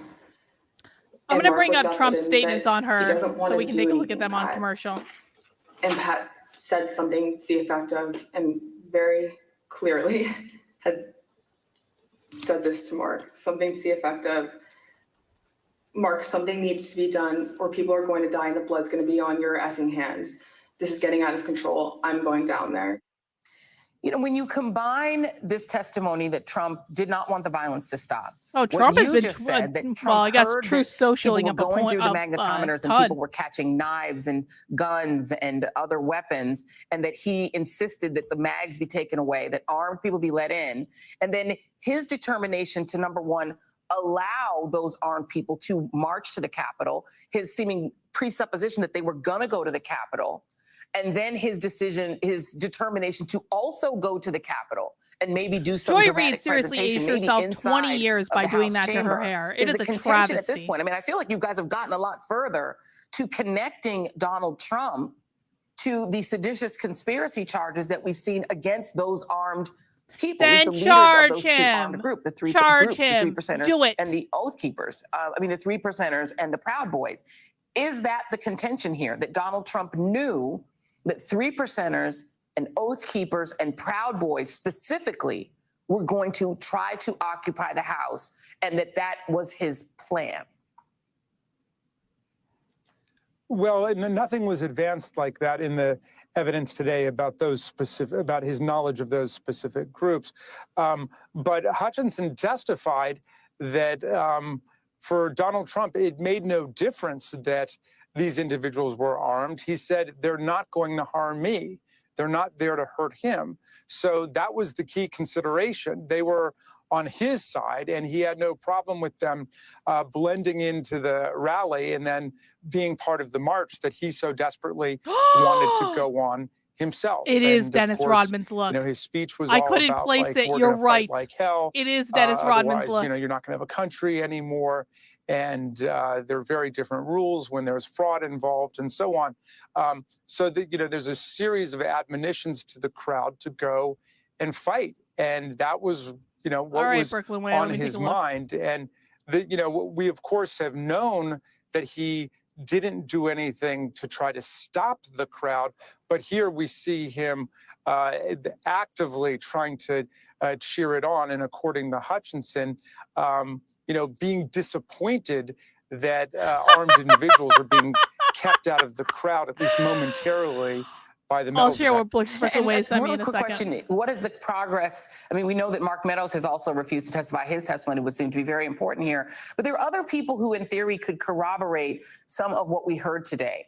You know, there is some NBC News reporting that sources maybe close to the Secret Service, we don't know if they're in the Secret Service, are disputing some of that really dramatic story about Donald Trump trying to lunge forward and take control of the beast, the presidential vehicle. Are there any plans from the committee to call corroborating witnesses? For instance, the Secret Service, How about the leader Bobby? of the Secret Service. How about Bobby? Bobby Let's talk Engel. about Bobby. Yes. Are there any plans to call Bobby? Because we're going to find out more about that in a second. Hear that might corroborate some of those very Bobby? specific details that at this point are hearsay. Let's hear it, Jamie. Well, I don't have any further details on that He right now. I'll does. just He's say lying. that I He's found lying. her I'm gonna prove it. testimony I'm going to prove he's lying. 100% credible. She would have no reason Jamie to make Raskin any is of a that liar, up. and I'm going to prove it when they go to commercial. The committee remains determined to get all of the evidence we can from all of the material witnesses that are out there. So I want to we'll hear from continue Bobby. to pursue all of the facts and all of the leads. One last question. We are out of time. Liz Cheney, at the end of this hearing, pointed out what sure did sound like witness tampering, saying that people were there was outreach to some witnesses saying, hey, as long as I continue to be a team player, they know I'm on the right team, I'm doing the right thing. Trump reads transcripts, he knows you're loyal. It sounds like mob talk. In your view, is there witness tampering or obstruction, criminal obstruction going on from Team Trump or maybe from the former president? Well, I don't know enough about the facts of any individual case, but I will tell you that the committee is well aware that witness tampering is a federal offense. It is an offense in the District of Columbia. It's an offense in all of the states. And it's a very serious matter because it means someone is trying to interfere with the collection of the truth and the collection of facts. And the committee will not stand by and allow that to happen. And we will be acting in a very strong way to oppose any kind of witness tampering or other forms of obstruction of justice that we encounter. Would that include referrals to the Justice Department? Well, undoubtedly, if there is a substantial factual predicate for obstruction of justice or witness tampering, we'll take appropriate legal measures at that point. Please Congressman Jamie do it. Raskin, thank you. Really appreciate your time. All right. And up next on the readout, the very serious legal jeopardy now facing Trump and company. Excellent. Let's talk about that in a second. But let's talk about Bobby, shall we? Who wants to mount the like button if you want to hear testimony from Bobby? I know I sure would like to hear testimony from Bobby. And in fact, it looks like, according to Breaking 911, thank you, the Brooklyn Way, for DMing me this, and this came out about 11 minutes ago. According to Breaking 911 on Twitter, Secret Service agent Bobby Engel and the driver of the Beast are willing to testify that they were never assaulted by Trump, and the former president did not lunge for a steering wheel on January 6th, and that is according to Peter Alexander, who is the chief White House correspondent for MSNBC News. So, if you suspect that NBC News and MSNBC are linked in some way, you would be correct. It is the same effing company. So NBC right now is reporting, well, Joy Reid is lying on the air that the Secret Service agent is willing to testify under oath that that never effing happened. Who called that? How many of you called this morning that she was a fucking liar who was lying about Trump trying to grab a steering wheel and assaulting a Secret Service agent? We all knew that was bullshit. I want to hear from Bobby. I demand that Bobby get put on the stand. I mean, I know this isn't a real trial. If it was a real trial, they would have already gotten disbarred on like several effing levels, and there would be a defense. This is not a real trial. This is a show hearing. This is propaganda. I still want to hear from Bobby, though. I think that's going to be critical. Also, Trump has been tweeting up a storm. Well, not tweeting. I guess, what is it called on Truth Social? I don't even know. But Trump says, I hardly know this person, Cassidy Hutchin, who, other than I heard very negative things about her, a total phony and leaker, when she requested to go with certain others of the team to Florida after my having served a full term in office, I personally turned down her request. Why did she want to go with us if she felt we were so terrible? I understand that she was very upset and angry that I didn't want her to go or to be a member of the team. She is bad news. He also says, never complained about the crowd. It was massive. I don't want or request that we make room for people with guns to watch my speech. Who would ever want that? Not me. Besides, there were no guns found or brought into the Capitol building, so where are all of the guns? But sadly, a gun was used on Ashley Babbitt with no price to pay against the person who used it. Her fake story that I tried to grab the steering wheel of the White House limousine in order to steer it to the Capitol is sick and fraudulent, very much like the Unselect Committee itself. Wouldn't even have been possible to do such a ridiculous thing. Her story is throwing food into a false. Why would she have to clean it up? I hardly knew who she was. She changed lawyers a couple days ago, and with it, her story totally changed. Shocker! Cheney conveniently left out on the snippet of my speech, go peacefully and patriotically. Isn't she disgraceful? There is no cross-examination of this so-called witness. This is a kangaroo court. Her body language is that of total bull artist, Fantasyland. Will anyone ever be allowed to say the election was rigged and stolen? Will the unselects ever discuss the country is going to hell because of a fraudulent election? How about analyzing the election results? YouTube, I'm just reading what the former president of the United States is saying. I'm not co-signing any of this. I never said Mike Pence deserves to be hung. Another made-up statement by a third-rate social climber. So yeah, they're literally just making shit up. They're just making shit up. That's what's happening right now. They're making shit up. Isn't it glorious? Mount the like button in honor of Bobby, who is willing to come forward and tell the truth. And, you know, I guess we'll have to see. I guess we'll have to see if that works out. There we go. But it does, you know, it does make one feel a little bit more optimistic, doesn't it? That Bobby is willing to tell the truth. About the rhetoric of the speech that day.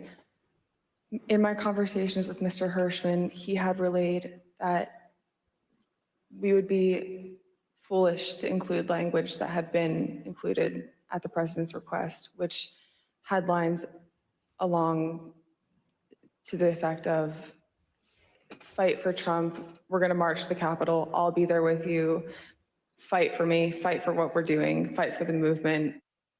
For more on today's bombshell testimony and what it means for Trump's potential legal peril, I'm joined by Charles Coleman Jr., a civil rights attorney and former What are you prosecutor. going to charge Betsy Trump Woodward with? Let's Swan, hear it. National Let's hear correspondent it. for Politico, and Glenn Kirshner, former federal prosecutor. I'm going to go in reverse order, Glenn.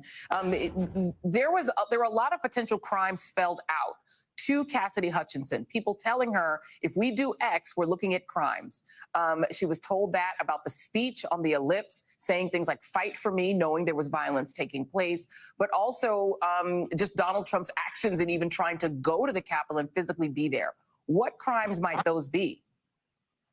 You know, Joy, I think this reinforces the earlier ruling that we all heard from the federal judge in California, David Carter, who decided by a preponderance of the evidence that Donald Trump, together with John Eastman, committed at least 2 federal felonies, one obstructing the official proceeding, the certification of Joe Biden's win, and the other a conspiracy to defraud or commit offenses against the United States. Maybe we'll have impeachment impeachment to think that 3. there's now a third conspirator who would fit comfortably between Donald Trump and John a Eastman third in that conspirator. finding, and that would be Mark Meadows based on some of what we learned. But I'll tell you, Joy, there was really a marquee line, one of the most incriminating things we've heard yet that was disclosed in today's hearing.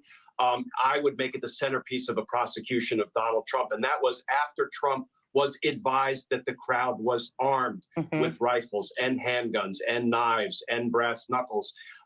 He said, None of which were ever Take used. down the effing Literally metal none of detectors which were because used. They're not here to hurt me. In courtrooms around the country every day, Joy, jurors are told that they can infer what that means.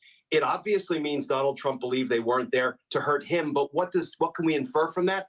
That he believed they were there to hurt the people at the Capitol who were certifying the win of his opponent. And he wanted to lead the armed insurrection. He went so far as to assault his own limo driver to try to force him down Or to the not. Capitol so he could Or lead perhaps that the was all armed made up. insurrection. That is some marquee Perhaps that incriminating never evidence. actually Right. I mean, and happened. Charles, you have his chief of staff who, look, if you want to know anything about a president, the person who knows the most is the chief of staff. He seems to be the marquee person that would know all the crimes that were committed because he was the one who was detached, staring at his phone, not responding to Cassidy Hutchinson, which she would try to wake him up and get him to see what was happening.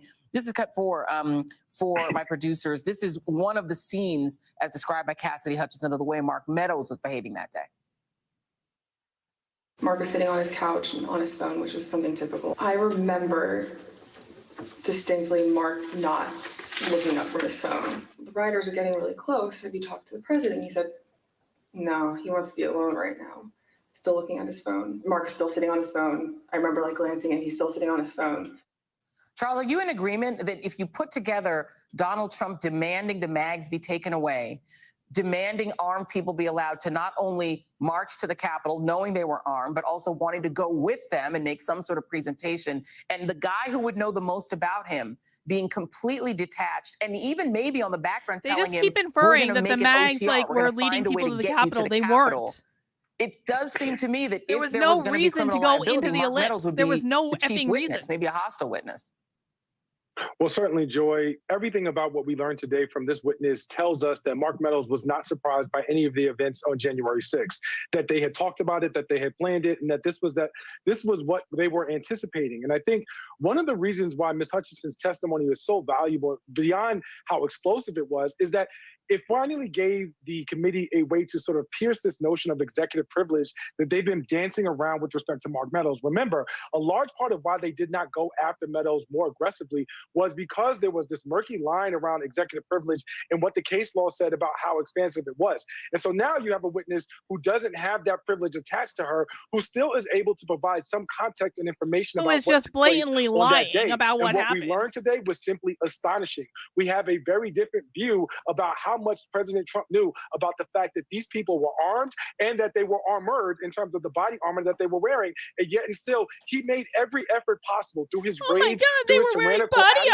armor. of just wanting to make Can sure body armor that hurt they other had people, or is it to unfettered protect access them? to do exactly Remind what it me? is that he knew that they Is would body do on armor to January hurt 6th. other people, And or is there's it to protect also some you? evidence, and Betsy, I'm going to go to you just on what the reaction is to this out in Trump world, if you know. Yes, tell us and if you have what the Trump reporting on world that. reaction is. Donald I Trump would like to also know what seemed the to have Trump world cognizance reaction that is. what these people were doing was criminal. This is Cassidy Hutchinson talking about what Trump wanted to Let's add see to how his much speech. they This know is about cut Trump 6 world. for my producers of what he wanted to add to the speech he was reluctantly going to finally give on January 7th. There were several lines that didn't make it in there about prosecuting the rioters or calling them violent.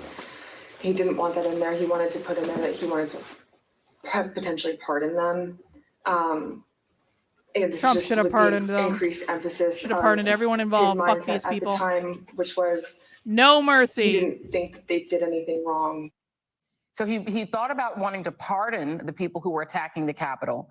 Then he got people asking him for pardons. And according to Cassidy Hutchinson, Mo Brooks, Matt Gaetz, Andy Biggs, Congressman Andy Biggs, Congressman Louis Gohmert, Congressman Scott Perry, Congresswoman Marjorie Taylor Greene, Mark Meadows, and Rudy Giuliani were seeking pardons. So there was broad knowledge that criminality had taken place.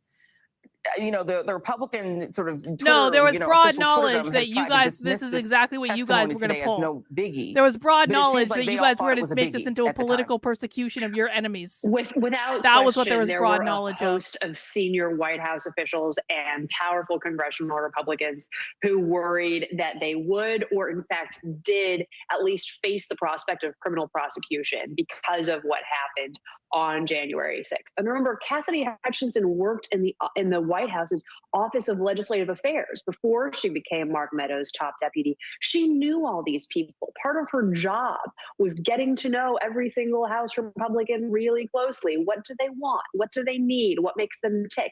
That's what OLA staffers in any administration do. It's part of the gig.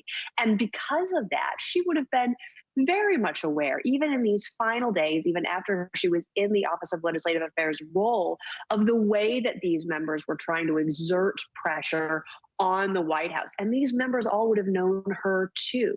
She's somebody who, as I believe Cheney highlighted at the beginning of the hearing, I wonder if was a she's going to be familiar prosecuted face to on the for Hill. lying Trump because himself, of course, is Bobby distancing is disputing her himself from story, saying and Bobby that seems he to have doesn't really more know who relevant she is. intel Frankly, than she that's does. not really germane because she's never claimed to have a particularly close or intimate relationship with the former president. But there's no question that these Republican members of Congress are people who she got to know quite well. Now, some of the biggest pushback that we're seeing currently from Trump world is highlighting the reporting about potential pushback from members of the Secret Service, which you asked Congressman Raskin about. That's important because it's very much gettable information from the committee. I've reported previously. Say the that Secret Bobby Service is has willing said to they're making testify that all it their never happened. personnel available Tell to the the truth. committee without subpoenas. They're laying all the cards on the table. Everybody who the committee wants to talk to, according to the Secret Service as an agency, they can talk to. So it should be pretty quick and easy for the panel to get Engel, Ornato, the unnamed driver of Let's the beast have that Bobby day, testify. all under These oath, guys are just like they're like the actions as Hutchinson digging their own described them and hole. discussing what Have happened. We also Bobby know the committee has testify. already spoken to Engel and Ornato, but it's not clear if when they spoke to those two men, they were aware of what Hutchinson said about the conversation that she had with the two of them afterwards. The short answer on that is Republicans are pushing back and there's a lot more to come. And I would love to hear what Ornato had to say. They've already spoken with him. And if that's one of those depositions that's on video, hopefully that's going to be played soon. But, you know, Glenn, Ms. Hutchinson spoke to the committee after switching attorneys. She had a very Trump-friendly attorney. Then she switched to a very Jeff Sessions world attorney. And so, you know, that seemed to, I don't know if that made a difference, but she definitely is not being, you know, her lawyers don't come from Trump's inner circle and their world. The people who are still deeply involved in MAGA are doing things like Mike Flynn. Let me play this for you, because this also to me was stunning. This is Mike Flynn, who used to head a key intelligence agency inside of the Department of Defense, pleading the fifth on some very basic questions. He's allowed to do that. He's allowed to Do you plead believe the the fifth. violence on January 6th was justified morally? Take the fifth. You believe the violence on January 6th was justified legally? Fifth. General Flynn, do you believe in the peaceful transition of power in the United States of America? The fifth. Can you imagine a member of the United States military not being able to answer whether or not they agree, having to take the fifth on whether or not they believe in the peaceful transfer of power? This is the baby blanket I so can't, far. Joy. And I took the same oath as General Flynn when I was an Army JAG back in the 80s prosecuting court-martial cases. And let me say one thing about General Flynn. He should be restored to active duty, and he should be court-martialed for his crimes. Oh, There's a for lawful fuck's mechanism sake. by which you can restore a retired officer to active duty so he can be held accountable, because, you know, this is beyond the pale. Something has to be done about General Flynn. Yeah, indeed. Our panel sticking around. There is still a lot to unpack from today's explosive testimony. We'll be right back.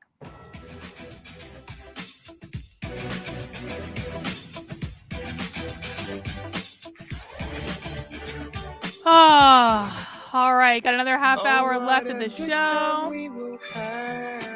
Let me just turn this down. Well, I feel pretty good about the fact that Bobby seems to be telling the truth. So that's pretty great. Guys, let me see. I don't know. What can we talk about? We're on commercial. What are you guys thinking so far? If you have not watched MSNBC and Joy Reid in a second, I'm really curious to know your thoughts. Let me know your thoughts. Chat them in. I'll display them on the screen. I'll show you what I'm working on. This is the baby blanket so far. It's Vertices Unite baby blanket. Has all sorts of different colors and blocks that are coming together in like a weird shape. It's not done yet. That's why these two sections look like they need a big rectangle in between, because they do. But that's the baby blanket I'm working on so far. The yarn is really pretty, really lovely, very, very soft. I just finished this purplish section. Let's see. Yeah, David says, it has been reported that Trump used a noose on Bobby and then says, take me to Subway. This is MAGA country. Sin says that Joy Reid is a statist shill. I agree with that. Lying hacks who care more about their warped tribe than the country and its principles. Reid would be a joke if people didn't believe the BS she spews. Well, that's actually the scary part, isn't it, Patrick? Is that people really do believe this. They do. They do. Well, if it pisses you off to watch it, Joyce, and I totally understand why it would, but here's the thing. You guys have to look at it as comedy. This is comedy. It is theater. It is entertainment. It's not real. This is fantasy. It's not real life. So you have to have that perspective when you're watching this stuff. Otherwise, it just doesn't work. It just does not work. Oh, God. I get so many effing emails. Man. All right. Well, let's see. What do I have coming up this week? I don't even know. Don't even know. Don't have my streams planned. Let's see. King Peter of the chat says you can keep the baby blanket and then make me Borisenko a happy father. I think Mr. Borisenko. No, you know what? Listen, Peter, kids are fine, whatever. But I really like my time and I like my money and I like my freedom. I don't want to. I do not consent. Who knows? Maybe someday. I can still have a kid. In theory. We'll see. If it is in the Lord's plan, we'll see how it goes.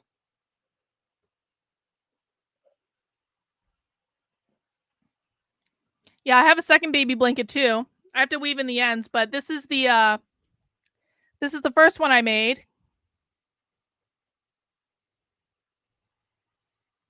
It's the same style, it's just different, slightly different colors. But same style.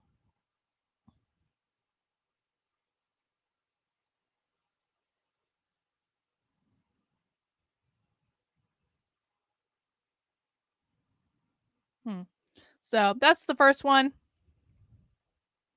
So I might have two. Again, the yarn is really, really, really effing nice. Like, really, this is going to be like a really nice, cozy baby blanket. I suppose you could use it for other things too, but it is childlike size.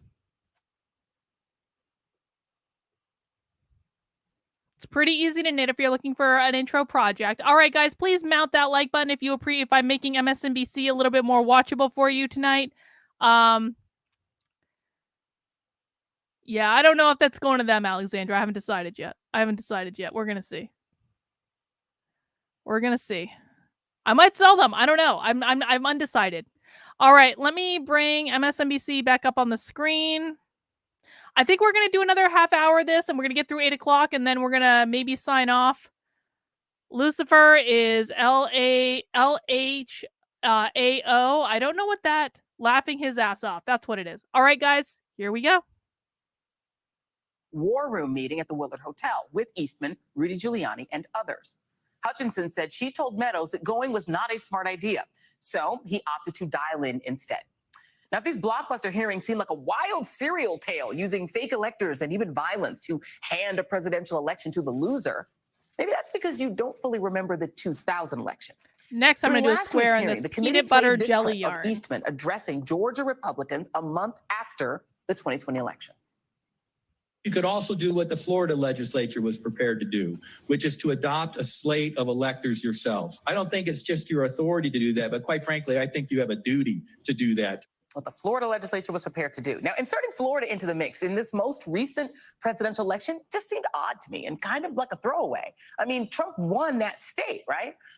But it is a reminder of how some of the same characters from the 2000 election aftermath are back big time.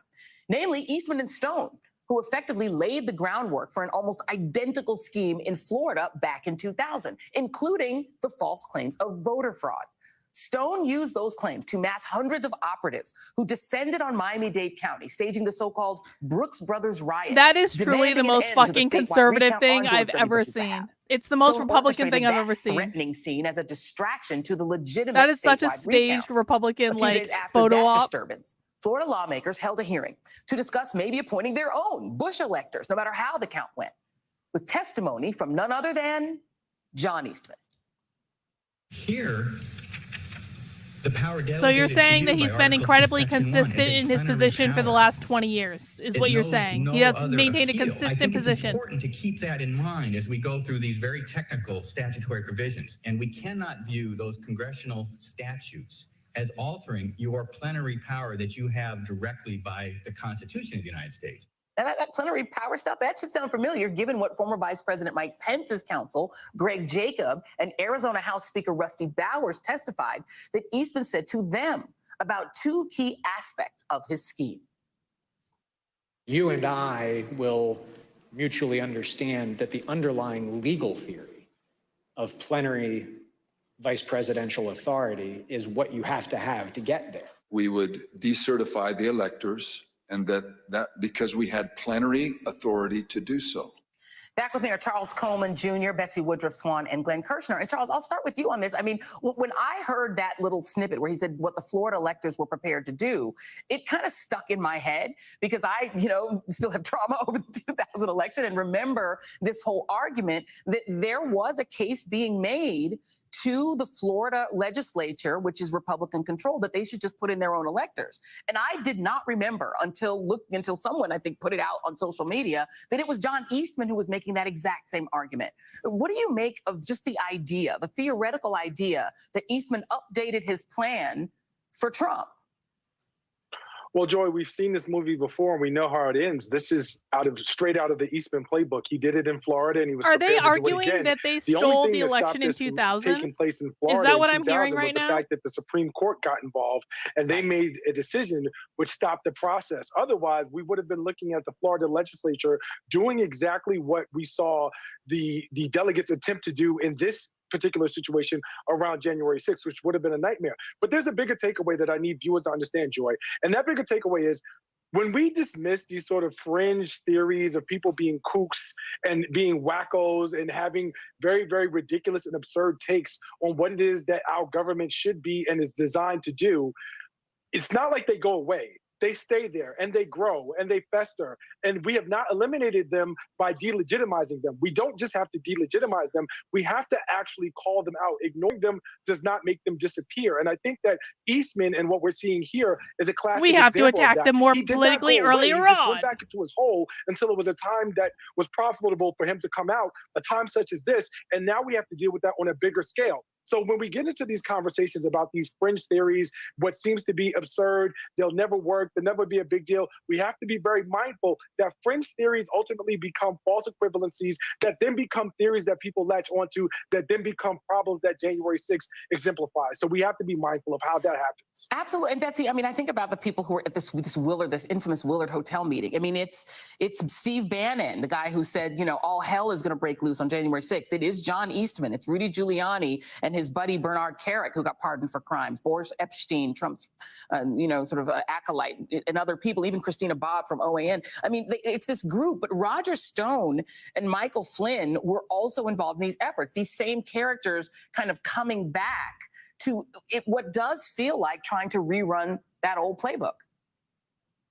Certainly, and the cast of characters that materialized at the Willard is a really interesting mix, both of people who certainly had notable roles in historic episodes in the past, as this video of Eastman I had not seen before highlights, but also people who very much are still part of Trump's inner circle. Boris Epstein, one of the folks who was at the Willard Hotel, works closely with former President Trump. He's not somebody who's been marginalized or diminished whatsoever in the wake of January 6th. Rather, he plays an important role in President Trump's former President Trump's current circle of advisors. We would expect that if Trump does run again in 2024, Boris Epstein would very much be in the trenches with him, at least based on everything that I know right now. I really need Trump to run again. I need Trump to run again. I want these people to feel the pain of that for the next 2 effing years. I want Trump to run again so badly. Testifying to the committee about the origins Does anyone else feel of that way? Draft executive order that made its way into the White House that would have had Trump send the military to seize voting machines. That would have been there aren't enough adjectives to describe what that would have been. It would have been absolutely astonishing. It's something that Bernie Kerik was able to really share detailed information about with the select committee. This is what the folks at the Willard Hotel were involved in. This is what they knew about. The fact that the White House chief of staff, according to his top deputy at the time, wanted to go there and then ultimately settled just for calling in, tells you that there was more of a White House connection to this particular coterie of folks than we'd previously known. Yeah, and Glenn, to be clear, I wouldn't vote for Trump. I'm voting for Dave Smith, but I would really like Trump to run again. I think it'd be fabulous. Intellectualization of just this from coup, a creating entertainment value. The memo for it. He's gotten the interest of the FBI. There's video here that was played on Tucker Carlson's show last night as he had his phone seized, and he was very upset and was asking for the warrant, et cetera, et cetera, et cetera. But I want to play you. There he is saying, "Give me the warrant. Show me the warrant." He gets his phone taken. This is what he then said on Fox News about that seizure. There's no indication of any crime that this is connected to. That's apparently in an affidavit, but the affidavit wasn't attached to the warrant. The Fourth Amendment's very clear here. When they search and seize your property, they have to give a particular description of the things to be seized. I'm an attorney. It's access to all my privileged communications with nearly 100 different clients. The very reason we have the Fourth Amendment is to prevent that kind of abuse. And yet that's what they're doing here. Well, if they arrested him and didn't read his Miranda rights, according to the Supreme Court, he couldn't sue them. So that's thanks to his Supreme Court. But I mean, is he right about that? I mean, doesn't there have to be a warrant? They don't just seize your phone just because they feel like it. You're a Supreme Court too, Can Joy. it possibly be that there's no crime attached? Glenn. No, John Eastman can huff and puff all he wants, but a federal judge reviewed an affidavit in support of an application for a search warrant for John Eastman's phone, and that judge concluded that there was probable cause, that there was crime right now to be found in John Eastman's phone. And I agree with Charles. We can't ignore the kooks and the wackos who are lawyers, often in positions of power. One, because they may have a more receptive audience at the Supreme Court now, in the event they can bubble a challenge all the way up to the Supreme Court. And two, John Eastman seems like he has been angling for a Lifetime Achievement Award as a criminal defendant because he has been determined to ignore the will of the American voters and just install a president of his choice. And I hope that the chickens are about to come home to roost and John Eastman gets the criminal charges that he so richly deserves. Yeah, we will see. We are watching the Justice Department with great interest. Let's just put it that way. Charles Coleman, Betsy Woodruff Swan, Glenn Kirshner, thank you all very much. When we come back, NBC News presidential historian Michael Beschloss is here, and he's going to help us put all of today's bombshells into Michael context. Beschloss. We'll be right back. Well,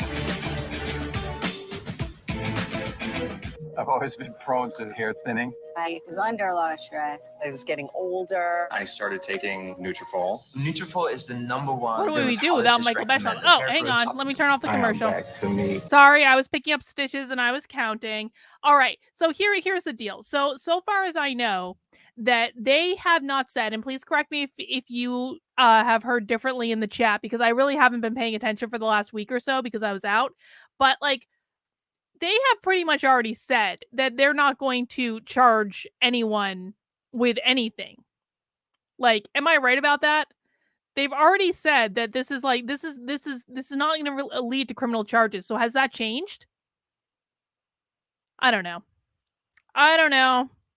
Well, guys, I think we're going to watch the end of Joy Reid, and then I'm going to call it a night now. Just as a reminder, if you are new to my channel, no, Joy Reid's show is unfortunately not canceled yet. We are still having to watch it. But guys, the reason I'm going to call it quits a little bit early tonight, and you know what? I actually would like to stay and watch the MSNBC wrap up. Maybe I'll do it on my own downstairs with like a snack or something. But I do have another stream coming up tonight. And that is going to be Nothing Remotely Controversial at 9:30 with Joshua. This is a stream that we do every Tuesday night at 9:30, where we talk about the news and whatever is going on in the world. And I'm sure we'll talk about this. I'm sure we've got some other stuff to talk about as well. And Joshua, who is a professional psychic. Woo! I'm getting a little drunk. I need to have some water in between now and 9:30. Otherwise, Joshua's going to kill me. Joshua is a psychic, and he is going to try to predict what is going to happen from all of this. We'll have Joshua predict if there are going to be charges filed later. That'll be pretty great. Let's see what we got in the chat. So for Nothing Remotely Controversial, people can super chat in questions for Joshua to predict. We have John Morgan wants to know, are fairies real? I think that's a really nice question. And Nat D wants to know, will Seattle ever be a nice and normal city again? I absolutely hope so. I used to love Seattle. Seattle, great beer city, great food. Like I've only been there a couple times, but I've really enjoyed my time there. Sadly, I haven't been there in a while because it went nuts and I don't really feel like I can go there anymore. But everyone, remember to come back for Nothing Remotely Controversial later tonight. That's going to be on the channel. And as a special bonus, this is for next week, I do have this chat coming up. We are going to have a priest in the Church of Satan come on the channel and explain to us what the Church of Satan is. Now, this is going to be next week. It's going to be next Wednesday. I'm getting this up and promoted really early because I'm really excited about this stream. I've actually wanted to do this stream for a while. I actually connected with Bill in like January about this stream, and then just scheduling stuff, and it never worked out. And then I got really busy, and like he started a new radio show. Bill actually runs the longest running, hang on, I will read Bill's bio. Bill is a Satanist and a member of the Church of Satan. He is the host of the internet's longest-running Satanism-related podcast, The Devil's Mischief, on RadioFreeSatan.com, and recently launched a new Satanism podcast called Satansplained, and that's at satansplained.com. As a member of the Church of Satan priesthood, Bill has conducted numerous interviews and published many articles on Satanism, as well as conducted satanic weddings and funerals. I'm really looking forward to this. I think that, you know, it was kind of a joke with the Supreme Court decision that came out yesterday, where like Christians were like celebrating that this football coach, like, you know, could pray on the 50-yard line or whatever. Well, guess what? That applies to other belief systems too. And the Church of Satan was actually like, don't use us in your political ploy, which I actually did appreciate to some extent.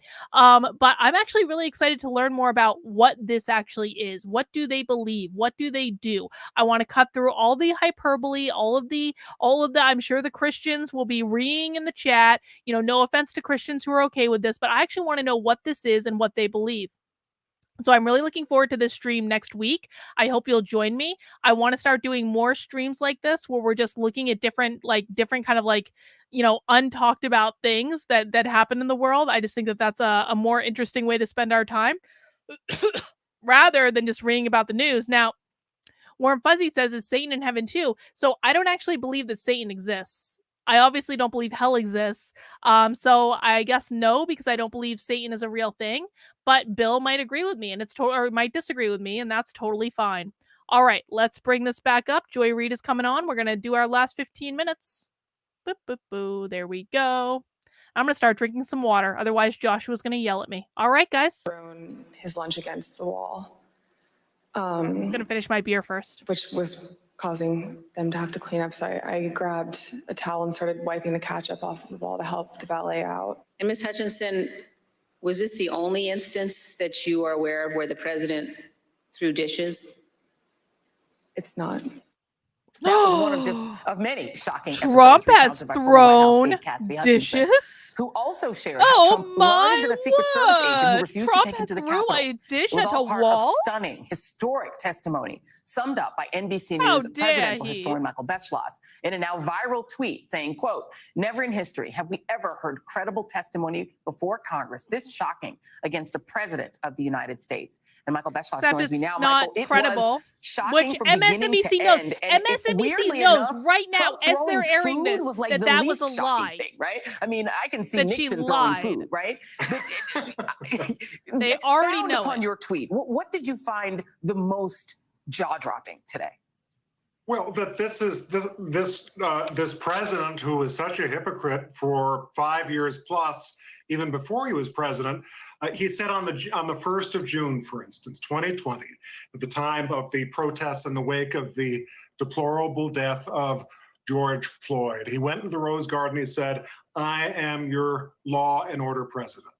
But that's only under certain circumstances, like dictators Throwing a in plate history against the loves wall to is not unleash violence illegal. when it is in his interest. You and I Throwing remember a those plate rallies of against his the wall in the is not 2016 illegal. when he encouraged people in the crowd to rough it up and said to the police, you know, don't be too easy on them.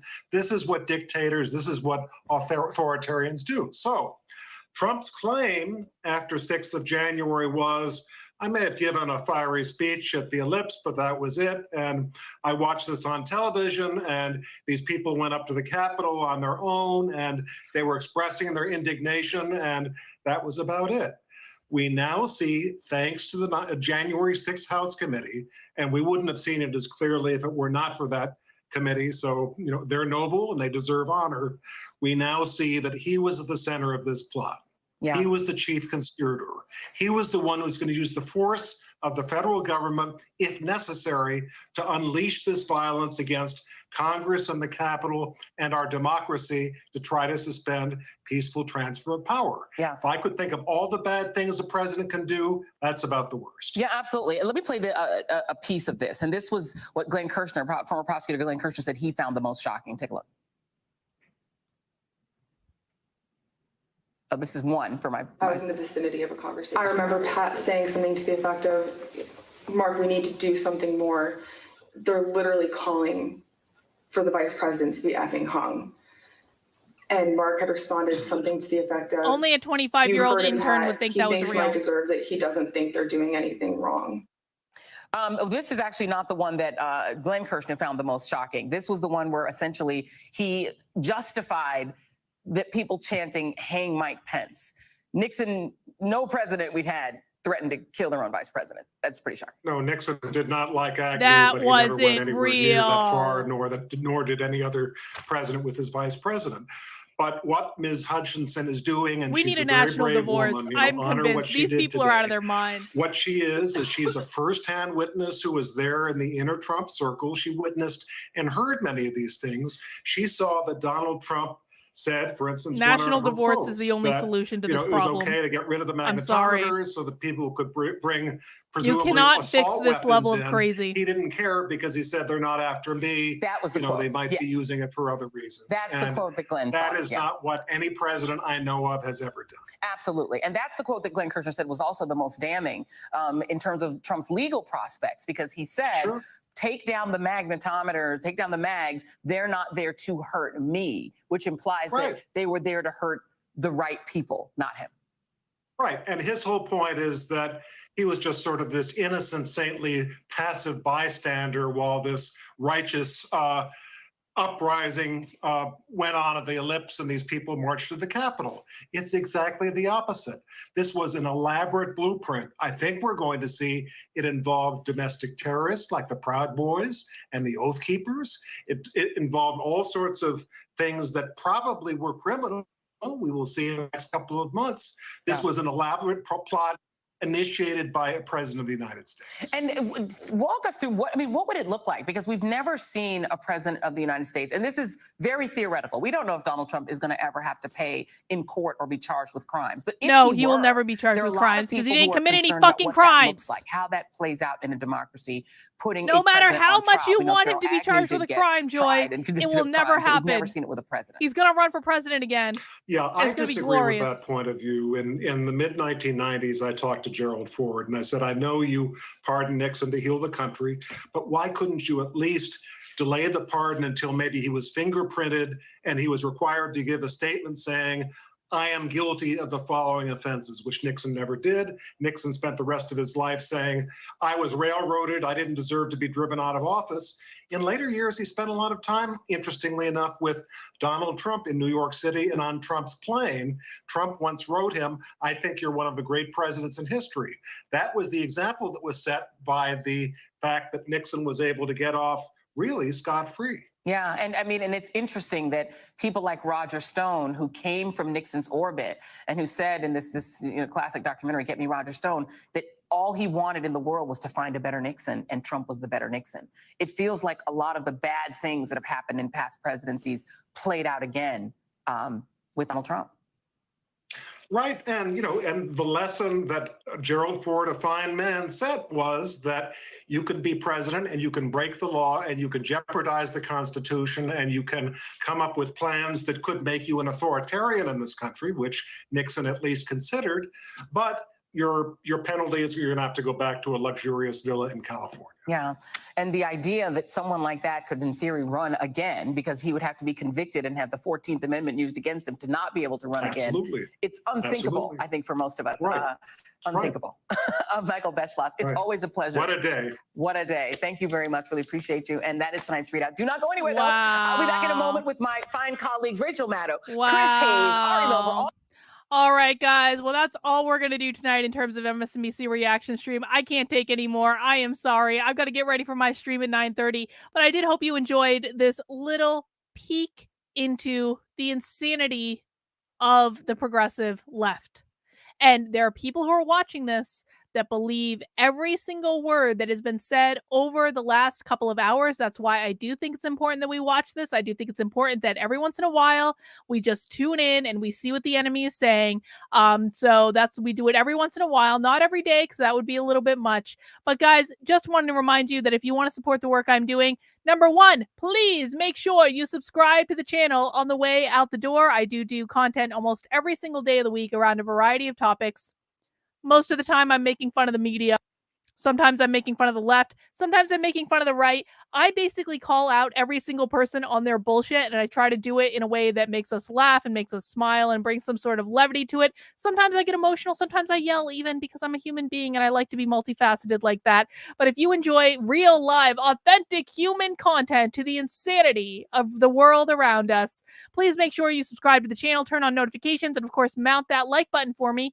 And if you want to get extra up close and personal, fun fact, I'm going to be doing a local Zoom call tomorrow at noon. On my locals community, you have a chance to get in a private, unrecorded Zoom calls with me and other members of the community. They're really awesome. We do them on Mondays at 7 p.m. We do them on Wednesdays at noon. We went 5 hours yesterday. We went from 7 p.m. to midnight, maybe gotten a few spats here and there about abortion, but that's all right. We all left as friends, pretty sure. But if you want to join my local Zoom call tomorrow, to do is become a member of my locals by kb.locals.com/support. You can sign up for $5 a month or more.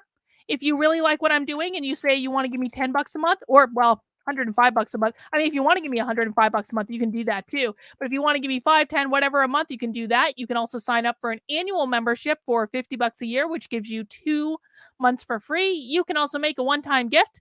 I cannot do this, guys, without the support of my locals community. I really, really can't. So every local supporter keeps me in business. They keep me streaming. I'm going to be launching some other options for you guys if you want to support the work I'm doing, to have some more options, because some of you don't want to join locals. I don't really understand why, but I do want to make sure that other people have options as well. And that's going to be coming very, very soon. Got a lot of cool things coming up. I'm going to be launching an online training platform for like good professional development like training resources that have nothing to do with woke bullshit. You know, in real life, I am actually an organizational psychologist. I have all these amazing workplace training programs that just are good information for people who just want to be able to do better at work, get the promotion, get that next job, get that next raise, stuff like that. So I'm going to be working on building out an online training platform for that puts all my all my programs that I spent years creating and perfecting before woke insanity took over my industry. I'm going to be putting them all online, on demand. Some folks in my locals community are actually participating in a soft launch of that right now, which is really exciting. We've got Actively Unwoke Book Club coming up this weekend. We've got Stitch and Bitch coming up in a couple weeks. We have a supporter-only Discord. We have Writers Club. We have all sorts of things going on in my community. And so if you want to get access to that, joining locals is the way to do it. And yeah, I guess that's all I have for right now. I will see you guys at around 9:30 tonight, so about an hour and a half, for Nothing Remotely Controversial. Go get a break, go get some dinner, and we'll see you soon. Bye!